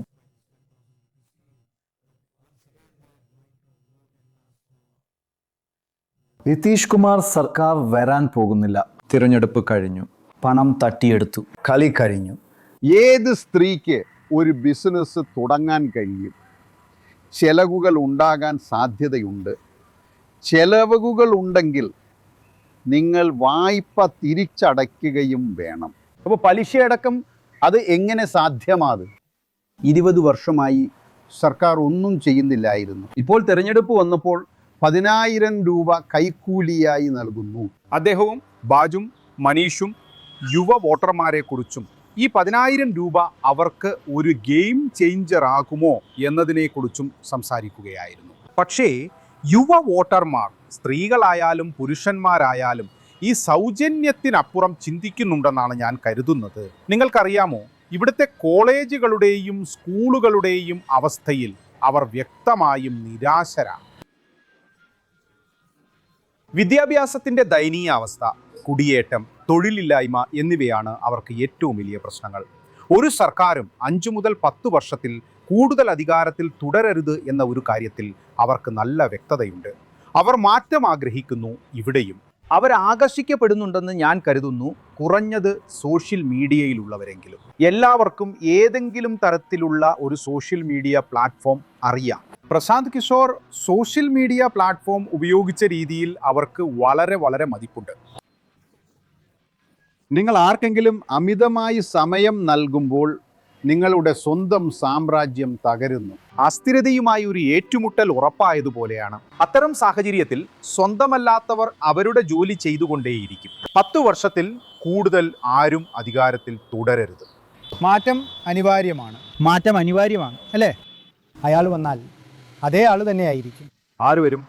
ഇത് പ്രശാന്ത് കിഷോറാണ്. ഇത് പ്രശാന്ത് കിഷോറിൻ്റെ സമയമാണെന്ന് തോന്നുന്നു. അതിനാൽ എൻ്റെ വോട്ട് അദ്ദേഹത്തിനായിരിക്കും. ഇത്തവണ ഞങ്ങളുടെ വോട്ട് സ്വരാജ് പാർട്ടിക്ക് നൽകാനാണ് ആലോചിക്കുന്നത്. ജൻസ്വരാജ് പാർട്ടിക്ക്. മാറ്റം സംഭവിക്കും, എന്തെങ്കിലുമൊക്കെ നടക്കുക തന്നെ ചെയ്യും. നടക്കില്ല എന്നല്ല. എല്ലാവർക്കും പലതരം അഭിപ്രായങ്ങളുണ്ട്. ഇത് അങ്ങനെയൊന്നുമില്ല. ആളുകൾ ലാലുജിയെ പേടിച്ച് നിതീഷ് BJPക്ക് വോട്ട് ചെയ്യുന്നു. മുസ്ലിങ്ങൾ മോദിജിയെ പേടിച്ച് ലാലുജിക്ക് വോട്ട് ചെയ്യുന്നു. ആദ്യമായി സത്യസന്ധമായ ഒരു പരിശ്രമത്തിലൂടെ സൃഷ്ടിക്കപ്പെട്ട ശക്തമായ ഒരു ബദലായി അവർ ജൻസ്വരാജിനെ കാണുകയാണ്. ആളുകൾ അദ്ദേഹത്തെ കാണുന്നു, വിലയിരുത്തുന്നു, സൂക്ഷ്മമായി പരിശോധിക്കുന്നു. ജൻസ്വരാജിനെ കുറിച്ച് സംസാരിക്കുകയോ വിലയിരുത്തുകയോ ചെയ്യുന്ന എല്ലാവരും അതിൻ്റെ പിന്തുണക്കാരാണെന്ന് ഞങ്ങൾ പറയുന്നില്ല. എന്നിരുന്നാലും മാറ്റം ആഗ്രഹിക്കുന്ന ബീഹാറിലെ വളരെ വലിയൊരു വിഭാഗം ജൻസ്വരാജിനെ ഒരു ബദലായി കാണുന്നു. കൂടാതെ അവരിൽ നിന്ന് ധാരാളം ആളുകൾ ജൻസ്വരാജിൽ ചേരുന്നുമുണ്ട്. സോഷ്യൽ മീഡിയ വോട്ടുകളായി മാറുമോ എന്ന് അദ്ദേഹം കണ്ടെത്തിയിട്ടുണ്ട്. അത് ഇനിയും കണ്ടറിയേണ്ടിയിരിക്കുന്നു. പക്ഷേ അദ്ദേഹം അത് ഒരുപാട് ഉപയോഗിക്കുന്നു എന്നതിലും അദ്ദേഹത്തിന് ഒരുപാട് ലഭിക്കുന്നു എന്നതിലും സംശയമില്ല. പക്ഷേ പ്രധാന കാര്യങ്ങൾ മേയാശമാണെന്നും സർക്കാർ പ്രവർത്തിക്കുന്നില്ലെന്നും അവർ കരുതുന്നു എന്നതാണ്. പക്ഷേ മറ്റൊരു പ്രധാന പ്രതിപക്ഷമായ RJDയും കോൺഗ്രസും ഇതിലും മികച്ചതായി എന്തെങ്കിലും ചെയ്യുമെന്ന് അവർ കരുതുന്നുണ്ടോ? അതാണ് കാര്യം. ഒരു ഭാഗം മറ്റേതിനേക്കാൾ മികച്ചതാണോ, അതോ എല്ലാവരും ഒരുപോലെ മോശമാണോ? ഈ ഘട്ടത്തിൽ അവർ വളരെ നിരാശരാണ്. അവർ മാറ്റത്തെക്കുറിച്ച് മാത്രമാണ് സംസാരിക്കുന്നത്. അവർ ആണോ എന്ന് തുറന്നു പറയുന്നില്ല. ശരി, തേജസ്വിയാണോ പ്രശാന്ത് കിഷോറാണോ കൂടുതൽ നല്ലതെന്നതിലുപരി അവർക്ക് മാറ്റം വേണം. ശരി. ഡോക്ടർ ശിഖ പറഞ്ഞതിനോട് എനിക്ക് ചിലത് കൂട്ടിച്ചേർക്കാനുണ്ട്. ഞങ്ങൾ ബീഹാറിലെ ഏറ്റവും പ്രധാനപ്പെട്ടതും മികച്ചതുമായ സർവകലാശാലയായ പട്ന സർവകലാശാലയിൽ ഗംഗയുടെ തീരത്താണ്. വിരോധാഭാസം എന്നത് ഒരുപാട് IAS IPS ഉദ്യോഗസ്ഥരെ സംഭാവന ചെയ്തിരുന്ന Patna science college, cabinet secretary Rajiv Gauba ഉൾപ്പെടെ ഇന്നത്തെ പല ഉന്നത ഉദ്യോഗസ്ഥരുടെയും മാതൃസ്ഥാപനമാണ് എന്നതാണ്. NDAയുടെയോ നിതീഷ് കുമാറിൻ്റെയോ ഭരണകാലത്ത് സയൻസ് കോളേജിലെ പ്രിൻസിപ്പൽ ഹോം സയൻസിൽ മാസ്റ്റർ ഓഫ് ആർട്സ് ബിരുദധാരിയായിരുന്നു. അവർക്ക് അതുമായി ഒരു ബന്ധവുമില്ല. ഇങ്ങനെയുള്ള കുഴപ്പങ്ങളാണ്, ഇങ്ങനെയൊരു അരാജകത്വത്തിലാണ് ബീഹാർ ഇപ്പോൾ. പക്ഷേ ഒരു പ്രതിവിധിയുമില്ല. നിങ്ങൾ പറഞ്ഞതുപോലെ വോട്ട് ചെയ്യേണ്ട സമയമാകുമ്പോൾ തങ്ങളുടെ വോട്ട് RJDയെ അധികാരത്തിൽ തിരികെ കൊണ്ടുവരുമോ എന്നതിനെ അടിസ്ഥാനമാക്കിയാണ് ആ വോട്ടർമാർ തീരുമാനമെടുക്കുന്നത്. പുരുഷന്മാരെക്കാൾ കൂടുതൽ സ്ത്രീകൾ വോട്ട് ചെയ്യുകയും അവരിൽ ഭൂരിഭാഗവും നിതീഷിനെയും NDAയെയും പിന്തുണയ്ക്കുകയും ചെയ്യുന്നതിനാൽ സഖ്യത്തെ അധികാരത്തിൽ തിരികെ എത്തിക്കുന്നതിൽ അവരായിരിക്കും നിർണായക ഘടകം എന്നതാണ് പൊതുവെയുള്ള സംസാരം.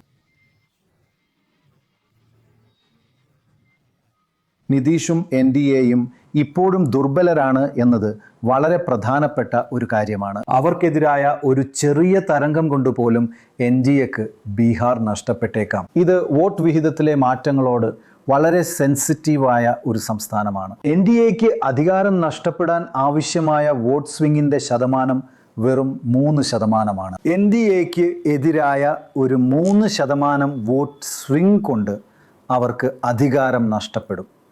കാരണം അവർക്ക് അത്രയധികം സീറ്റുകൾ നഷ്ടപ്പെടുന്നുണ്ട്. അതാണ് അതിലെ സെൻസിറ്റിവിറ്റി. എന്നാൽ ബീഹാറും പല സംസ്ഥാന സർക്കാരുകളും വോട്ടുകളിലെ ചെറിയ സ്വിങ്ങുകൾക്ക് മുന്നിൽ ദുർബലമാണ്. ഇന്ത്യയിൽ തിരഞ്ഞെടുപ്പ് സീറ്റുകൾ വോട്ടെണ്ണലിൽ വളരെ സെൻസിറ്റീവാണ്. സംസ്ഥാനാടിസ്ഥാനത്തിൽ നോക്കുമ്പോൾ ബീഹാർ, തമിഴ്നാട്, ഡൽഹി, ഛത്തീസ്ഗഡ്, കർണാടക, UP, അസം തുടങ്ങി മറ്റു പല സംസ്ഥാനങ്ങളിലെയും സർക്കാരുകൾ അവർക്കെതിരായ വെറും 3% വോട്ട് സ്വിംഗ് കൊണ്ട് അധികാരത്തിൽ നിന്ന് പുറത്താക്കപ്പെടാൻ സാധ്യതയുള്ളവയാണ്. ഒരുപക്ഷെ വോട്ട് സ്വിങ്ങുകൾ സീറ്റുകളിലെ മാറ്റത്തെ കാര്യമായി ബാധിക്കാത്ത ഏറ്റവും കുറവ് ദുർബലമായതും ഏറ്റവും ശക്തമായതുമായ സംസ്ഥാനങ്ങൾ സർക്കാരിനെ താഴെ ഇറക്കാൻ -11% സ്വിംഗ് ആവശ്യമുള്ള പഞ്ചാബും -11% ഗുജറാത്തും 9% ആന്ധ്രാപ്രദേശുമാണ്. മറുവശത്ത് വളരെ ദുർബലമായ ചില സംസ്ഥാനങ്ങളുണ്ട്. ഹരിയാനയിൽ 1% മാർജിനിൽ സർക്കാർ അധികാരത്തിൽ നിന്ന് വീഴും. രാജസ്ഥാനും ഒഡീഷയും 1% മാർജിനുകളിൽ വളരെ സെൻസിറ്റീവാണ്. ബീഹാറിലെ 3% മാർജിൻ വളരെ ചെറുതായി തോന്നാമെങ്കിലും ചില സംസ്ഥാനങ്ങൾ അതിനേക്കാൾ സെൻസിറ്റീവാണ്. അതിനാൽ വോട്ട് സ്വിങ്ങിനനുസരിച്ച് സീറ്റുകളിലോ സർക്കാരിലോ ഉണ്ടാകുന്ന മാറ്റത്തിൻ്റെ സെൻസിറ്റിവിറ്റിയെക്കുറിച്ചാണ് നിങ്ങൾ സംസാരിക്കുന്നതെങ്കിൽ ഇന്ത്യയിലെ വിവിധ സംസ്ഥാനങ്ങളുടെ ഈ പട്ടിക നോക്കുക.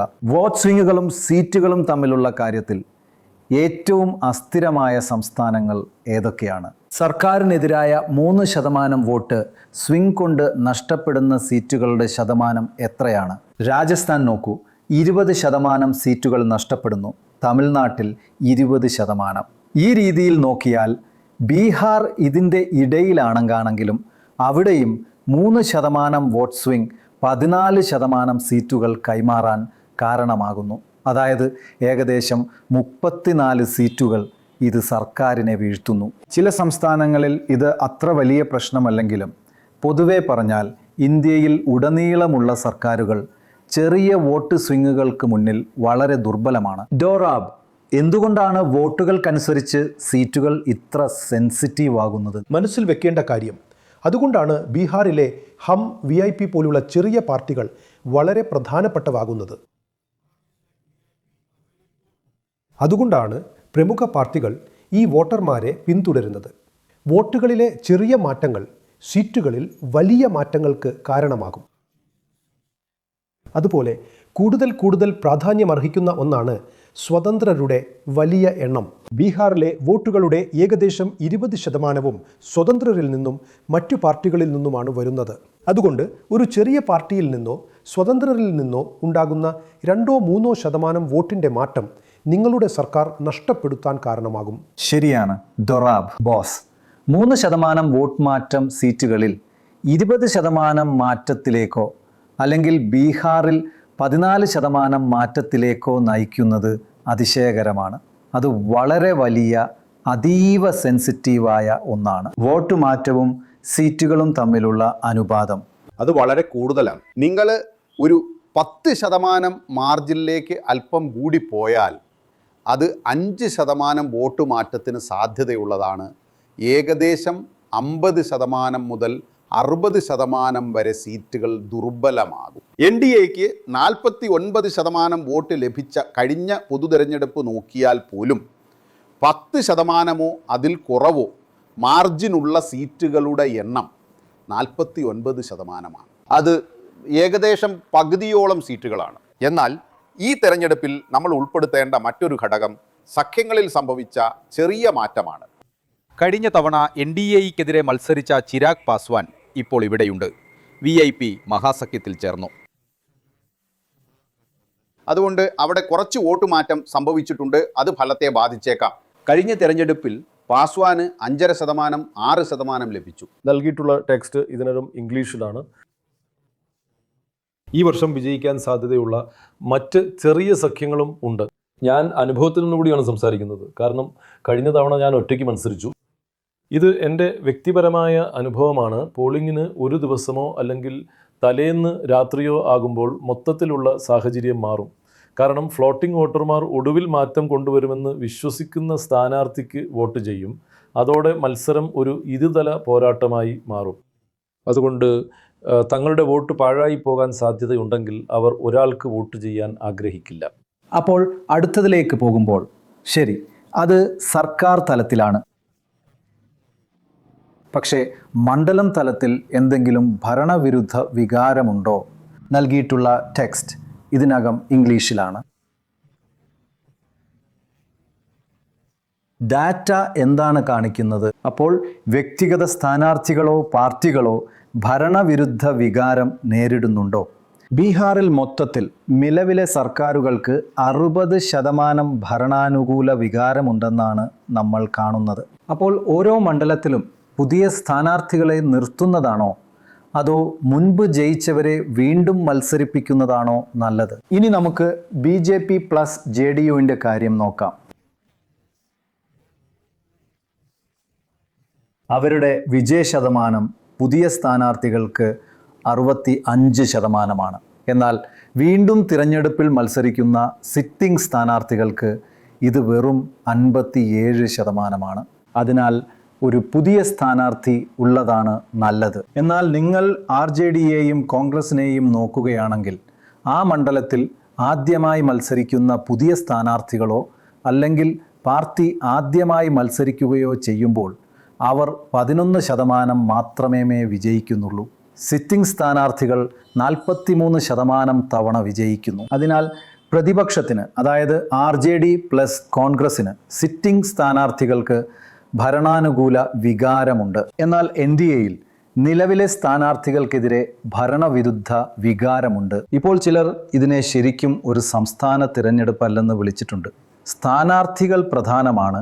സ്ഥാനാർത്ഥികളുടെ ഭരണവിരുദ്ധ വികാരമോ ഭരണ അനുകൂല വികാരമോ പ്രധാനമാണ്. ഇനി നമുക്ക് BJP പ്ലസ് JDUവിനെ നോക്കാം. ഇപ്പോൾ ചിലർ ഇതിനെ ശരിക്കും ഒരു സംസ്ഥാന തിരഞ്ഞെടുപ്പായിട്ടല്ല വിളിക്കുന്നത്. സ്ഥാനാർത്ഥികളുടെ ഭരണവിരുദ്ധ വികാരമോ ഭരണ അനുകൂല വികാരമോ ആണ് നിർണായകം. ഒന്നാമതായി, ഇത്തവണ ബീഹാറിലെ തിരഞ്ഞെടുപ്പ് സംസ്ഥാനാടിസ്ഥാനത്തിലല്ല. ഇത് ബീഹാറിന് വേണ്ടിയുള്ള തിരഞ്ഞെടുപ്പാണ്, സീറ്റുകൾക്ക് വേണ്ടിയുള്ളതല്ല. ഈ സ്ഥാനത്തിൻ്റെ സ്ഥിതി മാറിക്കൊണ്ടിരിക്കുകയാണ്. കാരണം അതിനടുത്തുള്ളതും മാറുന്നുണ്ട്.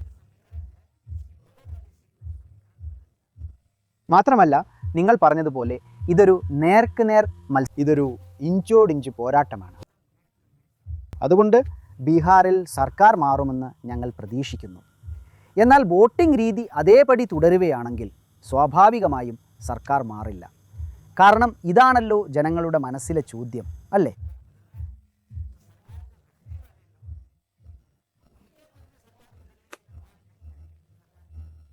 ഒന്നുകിൽ സർക്കാരിനെ നിലനിർത്തുക, അല്ലെങ്കിൽ സർക്കാരിനെ മാറ്റുക. സർക്കാരിനെ പിന്തുണയ്ക്കുന്ന ആളുകൾക്ക് അത് മാറ്റാൻ ഉദ്ദേശമില്ലെങ്കിൽ പിന്നെ അത് എങ്ങനെ മാറ്റാൻ കഴിയും? ദിനേശ്, എന്തുകൊണ്ടാണ് NDA പലപ്പോഴും അവരുടെ സ്ഥാനാർത്ഥികളെ മാറ്റിസ്ഥാപിക്കുന്നത്? അതേസമയം കോൺഗ്രസും RJDയും അവരുടെ സിറ്റിംഗ് സ്ഥാനാർത്ഥികളെ തന്നെ നിലനിർത്തുന്നത്? RJD ഒരു പ്രതിപക്ഷ പാർട്ടിയായതുകൊണ്ട് അവരുടെ MLAമാരിൽ നിന്ന് അധികം പ്രതീക്ഷിക്കുന്നില്ല. എന്നാൽ ഭരണസഖ്യത്തിലെ ഒരു MLA എന്ന നിലയിൽ പ്രതീക്ഷകൾ വളരെ കൂടുതലാണ്. നിങ്ങളുടെ ഏറ്റവും ശക്തരായ പിന്തുണക്കാരുടെ മണ്ഡലങ്ങളിൽ നിരവധി പദ്ധതികൾ നടപ്പിലാക്കുന്നു. ഇത്തവണ മൊത്തത്തിൽ നോക്കിയാൽ നിതീഷ് കുമാറിനെതിരെ ഭരണവിരുദ്ധ വികാരം കുറവാണെന്നത് ശരിയാണ്. എന്നാൽ ഓരോ മണ്ഡലത്തിലും ചെല്ലുമ്പോൾ ഭരണസഖ്യത്തിലെ MLAമാർക്കെതിരെ വലിയ ദേഷ്യമുണ്ട്. ഭരണവിരുദ്ധ വികാരം കുറവല്ല, അത് ഭരണാനുകൂല വികാരമാണ്. ഇനി മുതൽ ഭരണവിരുദ്ധ വികാരം എന്ന വാക്ക് നമ്മൾ മറക്കണം. ഇപ്പോൾ 30 വർഷമായി അത് നിലവിലുണ്ട്. വലിയൊരു ഭാഗത്ത് ഭരണാനുകൂല വികാരമുണ്ടെന്നോ അല്ലെങ്കിൽ 50-50 ആണെന്നോ ആണ് ഞങ്ങൾ പറയുന്നത്. പക്ഷേ പറയൂ, നിങ്ങൾ ആളുകളുമായി സംസാരിച്ചപ്പോൾ അവരുടെ പ്രാദേശിക സ്ഥാനാർത്ഥി കാര്യങ്ങൾ നടപ്പാക്കുന്നില്ലെന്ന് അവർ പരാതിപ്പെടുന്നുണ്ടായിരുന്നോ? ഇതൊരു പ്രയാസമുള്ള ചോദ്യമാണ്. പക്ഷേ ഭരണകക്ഷി സ്ഥാനാർത്ഥികൾ സജീവമല്ലാതിരുന്നപ്പോൾ പ്രതിപക്ഷം സജീവമായതുകൊണ്ട് ആളുകൾ അവരെയാണ് കൂടുതൽ ഇഷ്ടപ്പെട്ടത് എന്നൊരു പൊതുവായ ധാരണയുണ്ടായിരുന്നു. അതുകൊണ്ട് നിലവിലെ MLAമാർ ഒരു ജോലിയും ചെയ്തിട്ടില്ല എന്ന് പറഞ്ഞ് ഒരുപാട് പേർ പിറുപിറുക്കുന്നുണ്ടായിരുന്നു. അഴിമതി ആരോപണങ്ങൾ സംഭാഷണത്തിൽ എപ്പോഴും കടന്നു വന്നിരുന്നു. അനുകൂലിച്ച് സംസാരിച്ചവർക്ക് പറയാൻ കഴിഞ്ഞ ഒരേ ഒരു കാര്യം ഇതാണ്: അദ്ദേഹം റോഡ് പണിയിപ്പിച്ചു.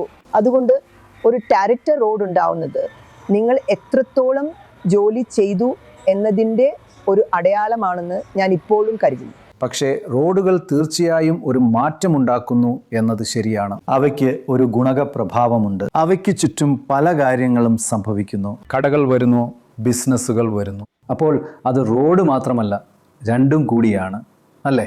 അതെ. അപ്പോൾ ഞാൻ കരുതുന്നത് എവിടെയൊക്കെ ഒരു റോഡ് പണിത് അത് നല്ല രീതിയിൽ പരിപാലിക്കുന്നുണ്ടോ, പൊതുവെ ആളുകൾ സന്തുഷ്ടരായിരുന്നു എന്ന് ഞാൻ കരുതുന്നു.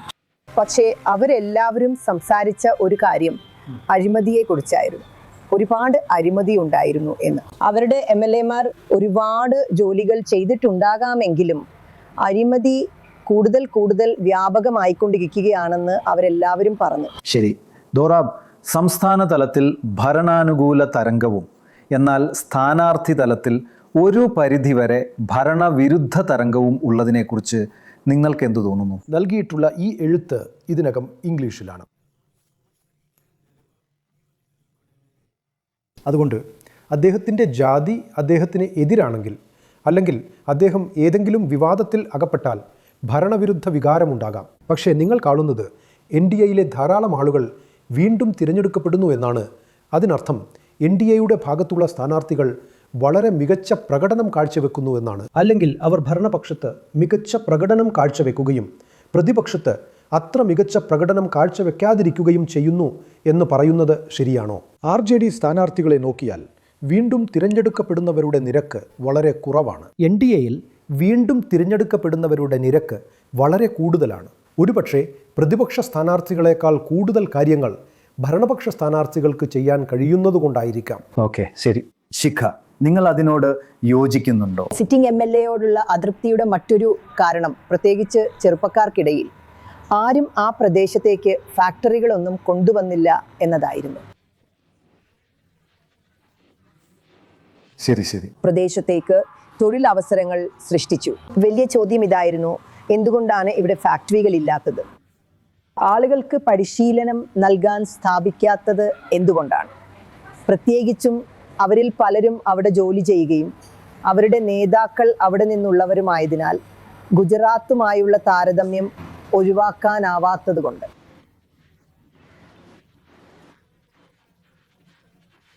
ശരി ശരി, അതെ. അപ്പോൾ ഇതുമായി ബന്ധപ്പെട്ട ഒരു കാര്യത്തിൽ നിതീഷ് കുമാറിൻ്റെ NDA MLAമാർക്കെതിരെ കൂടുതൽ ഭരണവിരുദ്ധ വികാരമോ അതൃപ്തിയോ ഉള്ളതായി തോന്നുന്നതിൻ്റെ കാരണം എന്താണ്? അവരുടെ ഈ മുഴുവൻ വോട്ട് ബാങ്കും അവരുടെ സഖ്യവും തീവ്ര ഉയർന്ന ജാതി, ഒപ്പം യാദവിതര പിന്നാക്ക, ദലിതർ, EBC എന്നിവരുടെ ഒരു സഖ്യമാണ്. അതുകൊണ്ട് ഒരു MLA തൻ്റെ 5 വർഷത്തെ കാലാവധിയിൽ അദ്ദേഹം തൻ്റെ കോറിന് കൂടുതൽ മുൻഗണന നൽകിയാൽ, അതായത് അദ്ദേഹം ഉയർന്ന ജാതിയിൽ നിന്നാണ് വരുന്നതെങ്കിൽ അദ്ദേഹം ഉയർന്ന ജാതിക്ക് കൂടുതൽ മുൻഗണന നൽകുന്നു. അപ്പോൾ വ്യക്തമായും ആ പ്രതികരണം അവർ കൂടുതലും EBC ദളിത് സമുദായങ്ങളിൽ നിന്നുള്ളവരാണ്. കൂടാതെ ഒരുപക്ഷെ ഭരണകക്ഷിയിലുള്ള ആളുകൾക്ക് പ്രതീക്ഷകൾ കൂടുതലായിരിക്കും. എന്തുകൊണ്ട് അവർ കൂടുതൽ ചെയ്തില്ല? നിങ്ങൾ ഭരണകക്ഷിയിലാണ്, എന്നാൽ പ്രതിപക്ഷത്ത് അല്പം. നിങ്ങളുടെ സാമൂഹിക അടിത്തറ കുറച്ചുകൂടി വിശാലമാണ്, കുറച്ച് തീവ്രവുമാണ്. ഇത്തവണത്തെ ഒരു സുപ്രധാന മാറ്റം സ്ത്രീകൾക്ക് 10,000 രൂപ നൽകുമെന്ന വ്യാപകമായ വാഗ്ദാനത്തോളം തന്നെ സ്വാധീനമുള്ള ഇതൊരു 2 ഘട്ട തിരഞ്ഞെടുപ്പായിരിക്കും എന്നതാണ്. ഇത് അഭൂതപൂർവമാണ്. നമുക്ക് 6 ഘട്ടങ്ങൾ, 5 ഘട്ടങ്ങൾ, 3 ഘട്ടങ്ങൾ പോലും ഉണ്ടായിട്ടുണ്ട്.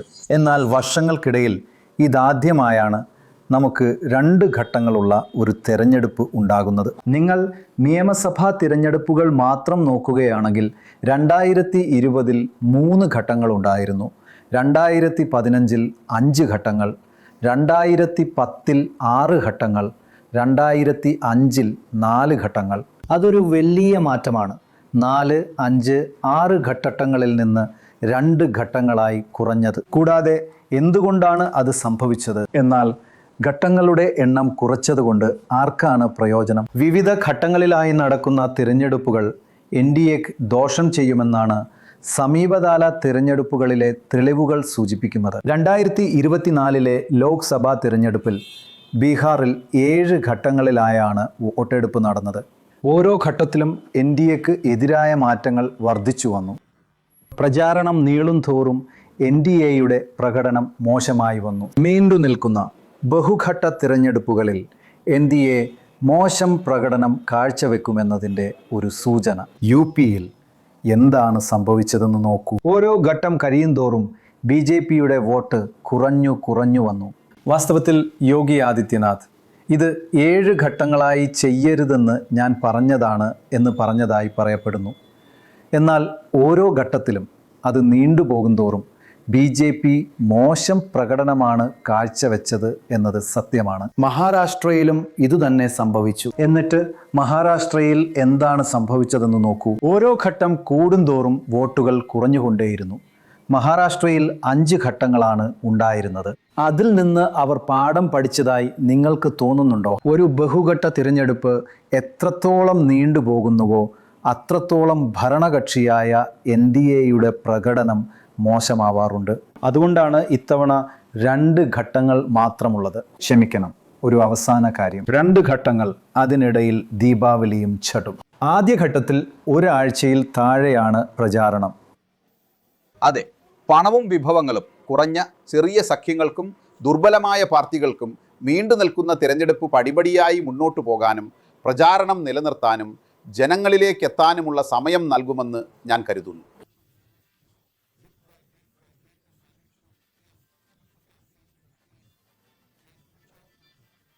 തിരഞ്ഞെടുപ്പിന് മുമ്പുള്ള 6 മാസത്തിനുള്ളിൽ ഒരു വലിയ പ്രചാരണം നടത്താനുള്ള കഴിവാണ് NDAയുടെ നേട്ടം. അത് വ്യാപകമാണ്. നിങ്ങൾക്ക് നിങ്ങളുടെ ഫണ്ടുകളും ആളുകളെയും കേന്ദ്രീകരിക്കാൻ കഴിയും. നിങ്ങൾക്ക് കൂടുതൽ ഹെലികോപ്റ്ററുകളും നിങ്ങൾക്കായി വന്ന് പ്രചാരണം നടത്താൻ കൂടുതൽ ആളുകളുമുണ്ട്. നൽകിയിട്ടുള്ള വാചകം ഇതിനകം ഇംഗ്ലീഷിലാണ്. അതൊരു അപൂർണമായ വാക്യമായി തോന്നും. ശരി, അപ്പോൾ എന്തിന് ഇത് നീട്ടിക്കൊണ്ടു പോകണം? നൽകിയിട്ടുള്ള വാചകം ഇതിനകം ഇംഗ്ലീഷിലാണ്.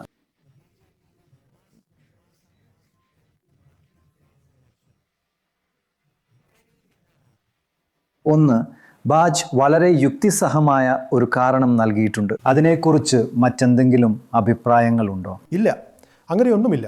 അത് വിശദീകരിക്കാൻ വളരെ ബുദ്ധിമുട്ടാണ്. 2 സംസ്ഥാനങ്ങളിലും അവർക്കെതിരായി ഒരു ജാതി സമവാക്യം പെട്ടെന്ന് മാറിയെന്നല്ല നിങ്ങൾക്കറിയാമോ? യഥാർത്ഥത്തിൽ ഒരു കാരണവുമില്ല.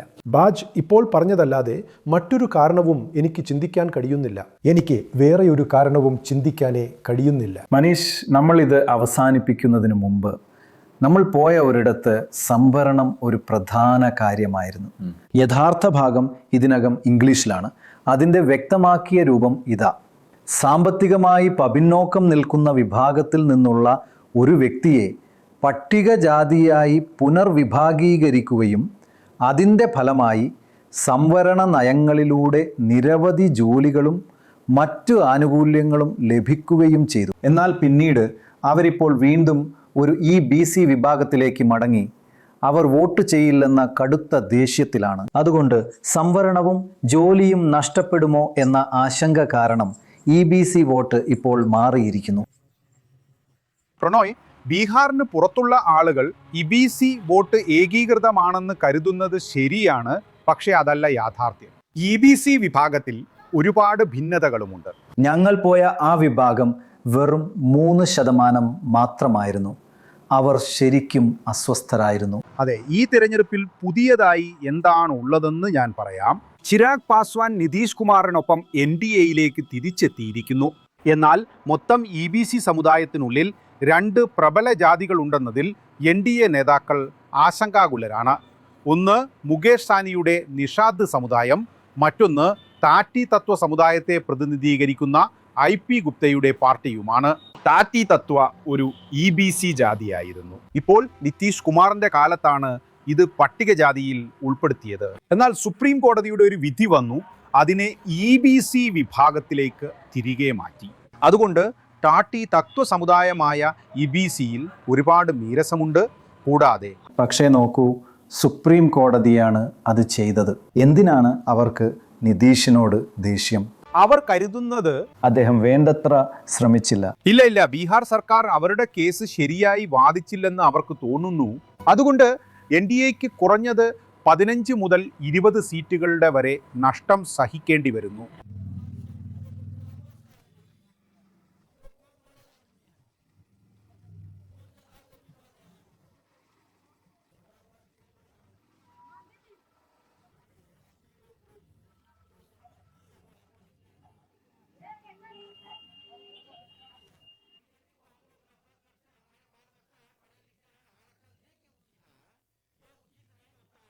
അതുപോലും ബീഹാർ സർക്കാർ സുപ്രീം കോടതിയിൽ ശരിയായി വിശദീകരിച്ചില്ല.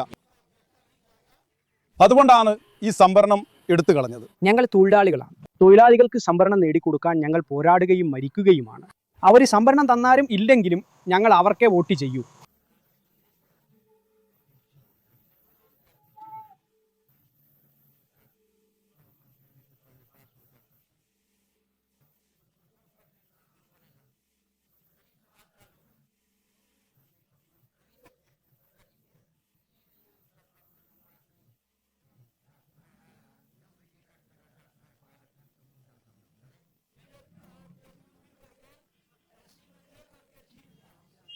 ഞങ്ങളുടെ സംവരണം എടുത്തു കളഞ്ഞു.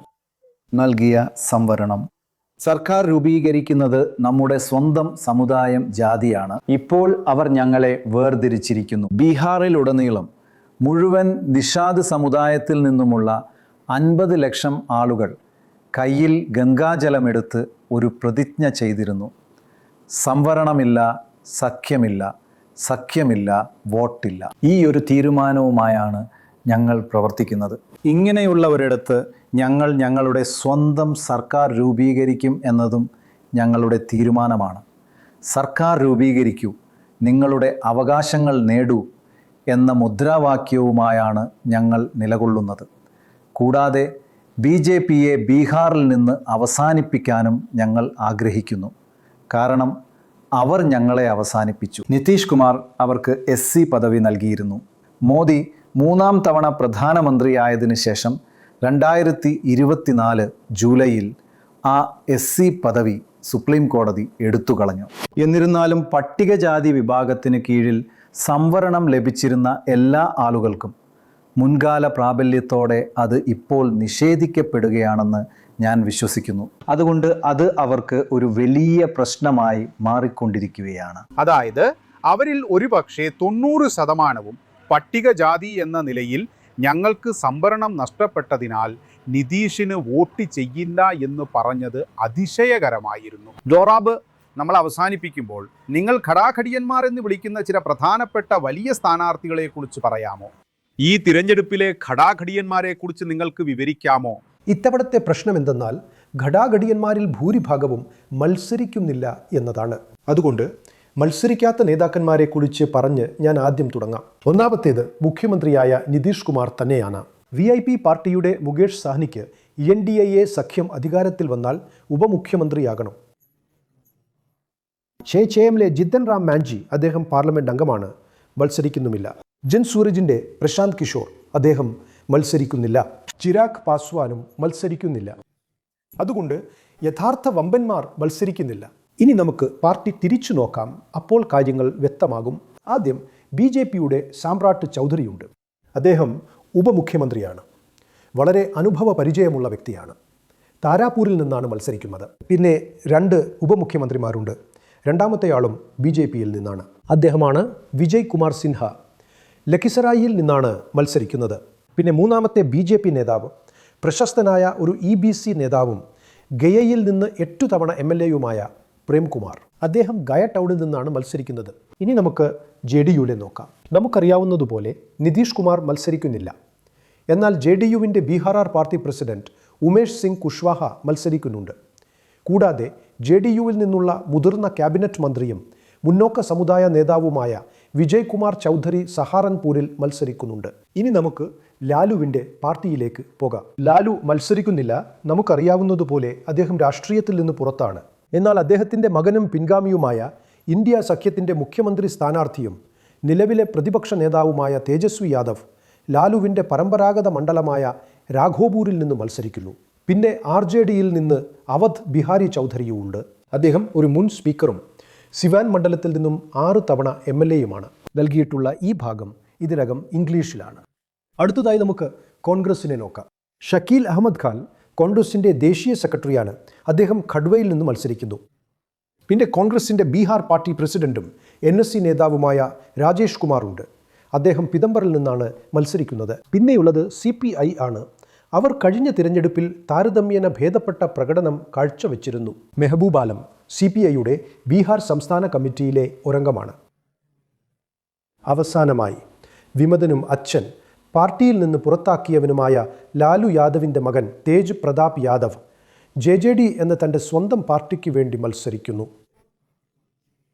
അതോടെ ആ പട്ടിക പൂർത്തിയായി. വീണ്ടും നിങ്ങളുടെ അടുത്തേക്ക്. നിതീഷ് കുമാറിനെ മുഖ്യമന്ത്രിയായി പ്രഖ്യാപിക്കുന്നതിലുണ്ടായ അനിശ്ചിതത്വവും കാലതാമസവുമായിരുന്നു ആളുകൾ ചർച്ച ചെയ്ത ഘടകങ്ങളിൽ ഒന്ന്. അവർ ഒരുപക്ഷെ അത് പിന്നീട് പ്രഖ്യാപിച്ചേക്കാം. പക്ഷേ ആളുകൾ അസ്വസ്ഥരാണ്. എന്തുകൊണ്ടാണ് അവർ ഇതുവരെ ഇത് പ്രഖ്യാപിക്കാത്തത്? ഈ തെരഞ്ഞെടുപ്പിൽ അതൊരു പ്രധാന ഘടകമാണോ? നൽകിയിരിക്കുന്ന വാചകം ഇതിനകം ഇംഗ്ലീഷിലാണ്.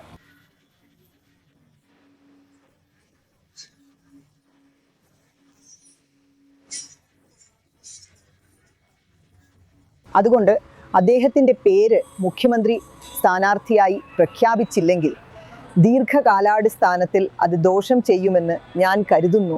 അവർ വൈകിയാണ് പ്രഖ്യാപിക്കുന്നതെങ്കിൽ പോലും എന്തുകൊണ്ട് അത് നേരത്തെ പ്രഖ്യാപിച്ചില്ല? അത് അല്പം അപമാനകരമായിരുന്നു. ഫലത്തിൽ അതൊരു പ്രധാനപ്പെട്ട വിഷയമാണ്. പ്രണയ്, ഇത് കാര്യമായ സ്വാധീനം ചെലുത്തി നിയമസഭാംഗങ്ങളെ തിരഞ്ഞെടുക്കുമെന്ന് അമിത്ഷാ പറഞ്ഞിരിക്കാമെങ്കിലും NDAയുടെ 2 പ്രധാന പങ്കാളികളായ ചിരാഗ് പാസ്വാനും ഉപേന്ദ്ര കുശ്വാഹയും നിതീഷ് തന്നെ മുഖ്യമന്ത്രിയായി തുടരുമെന്ന് വ്യക്തമാക്കിയത് ഇതിൻ്റെ പ്രധാന കാരണങ്ങളിലൊന്നാണ്. ഇതാദ്യമായാണ് ഇങ്ങനെ സംഭവിക്കുന്നത്. ഇതിന് കാരണം പലയിടത്തും അമ്പടയാളം റാന്തലാണെന്ന് ആളുകൾ പറയുന്നതായി അവർക്ക് ഫീഡ്ബാക്ക് ലഭിച്ചു തുടങ്ങിയതാണ്. റാന്തൽ അമ്പടയാളമാണ്. അതായത് ജനതാദൾ യുണൈറ്റഡ് സ്ഥാനാർത്ഥി ഇല്ലാത്ത ഇടത്ത് നിങ്ങൾ RJDക്ക് വോട്ട് ചെയ്യണം. കാരണം RJDയും JDUവും അടിസ്ഥാനപരമായി ഒന്നു തന്നെയാണ്. മറ്റൊരു കാരണം BJPയുടെ പ്രധാന വോട്ടർമാർ യോഗിയെ പോലൊരു മുഖ്യമന്ത്രിയെയാണ് വേണ്ടതെന്ന് ആവർത്തിച്ചു പറയുന്നു എന്നതാണ്. രാഷ്ട്രീയ അധികാരം OBC അല്ലെങ്കിൽ EBC സമുദായങ്ങളിൽ നിന്ന് ഉന്നത ജാതികളിലേക്ക് കൈമാറ്റം ചെയ്യപ്പെടുമെന്ന് JDUവിൻ്റെ പ്രധാന വോട്ടർമാർ സംശയിക്കുന്നു. ആരായിരിക്കും മുഖ്യമന്ത്രി? എല്ലാ സംശയങ്ങളും തീർക്കാനായി ഞാനിത് ഒന്നുകൂടി വ്യക്തമാക്കട്ടെ. നിലവിലെ മുഖ്യമന്ത്രി നിതീഷ് കുമാറിൻ്റെ നേതൃത്വത്തിലാണ് തിരഞ്ഞെടുപ്പ് നടക്കുന്നത്. നൽകിയിട്ടുള്ള ഭാഗം ഇതിനകം ഇംഗ്ലീഷിലാണ്. തിരഞ്ഞെടുപ്പ് ഫലത്തിന് ശേഷം ഒരിക്കൽ കൂടി മുഖ്യമന്ത്രി നിതീഷ് കുമാർ ജി മുഖ്യമന്ത്രിയാകും. ഞാൻ സഖ്യത്തിലെ ഒരു പ്രധാനപ്പെട്ട പങ്കാളിയായതുകൊണ്ട് ഇത് എൻ്റെ വിശ്വാസമാണെന്ന് ഞാൻ വിശ്വസിക്കുന്നു. ഇതുവരെ നിതീഷ് ജിയുടെ പ്രഖ്യാപനം അവിടെ നടന്നിട്ടില്ല. അദ്ദേഹം വരനില്ലാതെയാണ് പ്രചാരണത്തിൽ പോയിരിക്കുന്നത്. ഇതിനർത്ഥം അദ്ദേഹത്തിന് നിതീഷ് കുമാർ ജിയെ വേണ്ട എന്നാണ്. ഏറ്റവും വലിയ കാര്യം ഇവിടെ ഒഴിവില്ല എന്നതാണ്. ഇവിടെ നിതീഷ് കുമാർ ജിയാണ് മുഖ്യമന്ത്രി. ഇതൊരു നേതൃത്വ തെരഞ്ഞെടുപ്പാണ്. മറുപക്ഷത്തിന് വ്യക്തതയുണ്ടായിരുന്നില്ല. അവരുടെ പ്രസ്താവന അവ്യക്തമാണ്. തിരഞ്ഞെടുപ്പ് വരെ നിതീഷ് മുഖ്യമന്ത്രിയായിരിക്കുമെന്ന് അമിത്ഷാ പറയുന്നു. അതിനുശേഷം നമുക്ക് നോക്കാം എന്നത് വളരെ അർത്ഥവ്യാപ്തിയുള്ള വാക്കുകളാണ്. അതിൻ്റെ അർത്ഥം എന്താണെന്ന് എല്ലാവർക്കും മനസ്സിലാകും. അടിസ്ഥാനപരമായി തിരഞ്ഞെടുപ്പിന് ശേഷം നിതീഷ് മുഖ്യമന്ത്രിയാകില്ല എന്നാണ് അതിനർത്ഥം. എന്നാൽ ജാതി കൂടാതെ 4-5 പ്രധാനപ്പെട്ട അസാധാരണമായ വിഷയങ്ങളുണ്ട്. 10,000 ചില ജാതികൾക്ക് സംവരണം നഷ്ടപ്പെട്ടത്, നിതീഷിൻ്റെ പേര് ഇതുവരെ പ്രഖ്യാപിക്കാത്തത്, ഇനി പ്രഖ്യാപിച്ചാൽ പോലും അത് കുറച്ച് വൈകിപ്പോയി. അങ്ങനെ ബാധിക്കുന്ന ഒരുപാട് കാര്യങ്ങൾ. പിന്നെ തീർച്ചയായും എല്ലാറ്റിലും വലിയ കാര്യം സ്ത്രീകളുടെ വോട്ടാണ്. ആളുകളോട് സംസാരിക്കുമ്പോൾ മനസ്സിലാകുന്ന പ്രധാന കാര്യം എന്താണ്? എനിക്ക് തോന്നുന്നത് സ്ത്രീകളുടെ വോട്ട് ജാതി വോട്ടിനേക്കാൾ വലുതാകുമോ എന്നതിനെ ആശ്രയിച്ചിരിക്കും. അതായിരിക്കും നിർണായക ഘടകം. ജാതി കാരണം എല്ലാ സ്ത്രീകളും നിതീഷിനാണ് വോട്ട് ചെയ്യുന്നതെന്നോ അവർ അവരുടെ ജാതിക്ക് പുറത്ത് വോട്ട് ചെയ്യുന്നുവെന്നോ അല്ല. ഒരു വിഭാഗമുണ്ട്, വോട്ട് മറിക്കാൻ തക്ക വലിപ്പമുള്ള ഒരു വിഭാഗമുണ്ടാകാം. പക്ഷേ ജാതി കാരണം ഞാൻ നേരത്തെ പറഞ്ഞതുപോലെ ചിലർ ഈ ഭാഗത്തേക്കും ചിലർ ആ ഭാഗത്തേക്കും മാറിയിട്ടുണ്ട്. ജാതി ഇപ്പോഴും ഒരു ഘടകമായിരിക്കും. അതെ. പിന്നെ നമ്മൾ വില കുറച്ച് കാണരുത്. പക്ഷേ നമ്മൾ വളരെ വ്യക്തമാണ്. പാർട്ടികൾ അവരുടെ സ്ഥാനാർത്ഥികളെ തിരഞ്ഞെടുത്ത രീതി നിങ്ങൾ നോക്കുകയാണെങ്കിൽ അതെ. പക്ഷേ ഓരോ ജാതിയും 100% ഒരു വഴിക്കല്ല പോകുന്നതെന്ന് നമ്മൾ വളരെ വ്യക്തമാക്കണം. അത് ഏകദേശം 80-20, 70-30 പോലെയാണ്. അതുകൊണ്ട് അത് 80-20 നിന്ന് 60-40 മാറാം. അങ്ങനെ അതുകൊണ്ട് ജാതിക്ക് ചാഞ്ചാട്ടമുണ്ടാക്കാം. ദൊറാബ്, നിങ്ങളുടെ അവസാനത്തെ അഭിപ്രായങ്ങൾ. അതായത് ഒറ്റ നോട്ടത്തിൽ ലോക്സഭാ തിരഞ്ഞെടുപ്പ് നോക്കുകയാണെങ്കിൽ BJPക്ക് ഒരു മുൻതൂക്കമുണ്ടെന്ന് തോന്നുന്നു. പക്ഷേ അതിൻ്റെ ഒരു ഭാഗം മോദി വോട്ടാണ്. ചോദ്യം ഇതാണ്, സഖ്യത്തിൻ്റെ മുഖ്യമന്ത്രി സ്ഥാനാർത്ഥിയായി നിതീഷിനെ പ്രഖ്യാപിക്കാത്തത് അവർക്ക് വോട്ട് നഷ്ടപ്പെടുത്തുമോ? വെറും 3% സ്വിംഗ് മാത്രം മതിയെന്നിരിക്കെ. അതുകൊണ്ട് ഇത് വളരെ രസകരമായ ഒരു മത്സരമായിരിക്കുമെന്ന് ഞാൻ കരുതുന്നു. എങ്കിലും രസകരമായ മത്സരങ്ങൾ പലപ്പോഴും വൻ വിജയങ്ങളിലാണ് അവസാനിക്കാറ്. അതുകൊണ്ട് അടിസ്ഥാനപരമായി എന്തും സംഭവിക്കാം. എനിക്ക് മനസ്സിലായി. അതൊരു വളരെ രസകരമായ കാര്യമാണ്. ഈ കൗണ്ട് ഡൗണിൽ ഇത്രമാത്രം. ഞങ്ങൾ മറ്റൊന്നുകൂടി ചെയ്യുന്നതാണ്. ഞങ്ങൾ ബീഹാറിൽ മറ്റൊരു റൗണ്ട് കൂടി ചെയ്യുകയും മറ്റ് നിയോജക മണ്ഡലങ്ങളിലേക്കും 2ാം ഘട്ടത്തിലെ പലയിടങ്ങളിലേക്കും പോകുകയും പുതുക്കിയ റിപ്പോർട്ടുമായി നിങ്ങളിലേക്ക് മടങ്ങി വരികയും ചെയ്യും. പക്ഷേ എനിക്ക് പറയണം, ഛഠ് പൂജയുടെ സമയത്ത് ഇവിടെ ആയിരുന്നത് ഞങ്ങൾക്കെല്ലാവർക്കും ഒരു അനുഗ്രഹമായിരുന്നു. ഞങ്ങൾ പോയി അത് നടക്കുന്നത് കണ്ടു. കൂടാതെ ഛഠ് പൂജയുടെ ഏറ്റവും ഹൃദയസ്പർശിയായ കാര്യം അത് ഉദയസൂര്യനെയും പ്രത്യേകിച്ച് അസ്തമയ സൂര്യനെയും മരങ്ങളെയും പ്രകൃതിയുടെ മറ്റ് ഘടകങ്ങളെയും ആരാധിക്കുന്ന പ്രകൃതിയോടുള്ള ആരാധനയാണ് എന്നതാണ്. അതാണ് ഛത്തിൻ്റെയും ബീഹാറിലെ ജനങ്ങളുടെയും സൗന്ദര്യം. കണ്ടതിന് നന്ദി. നമ്മുടെ അടുത്ത കൗണ്ട് ഡൗണിൽ കാണാം. തൽക്കാലം വിട.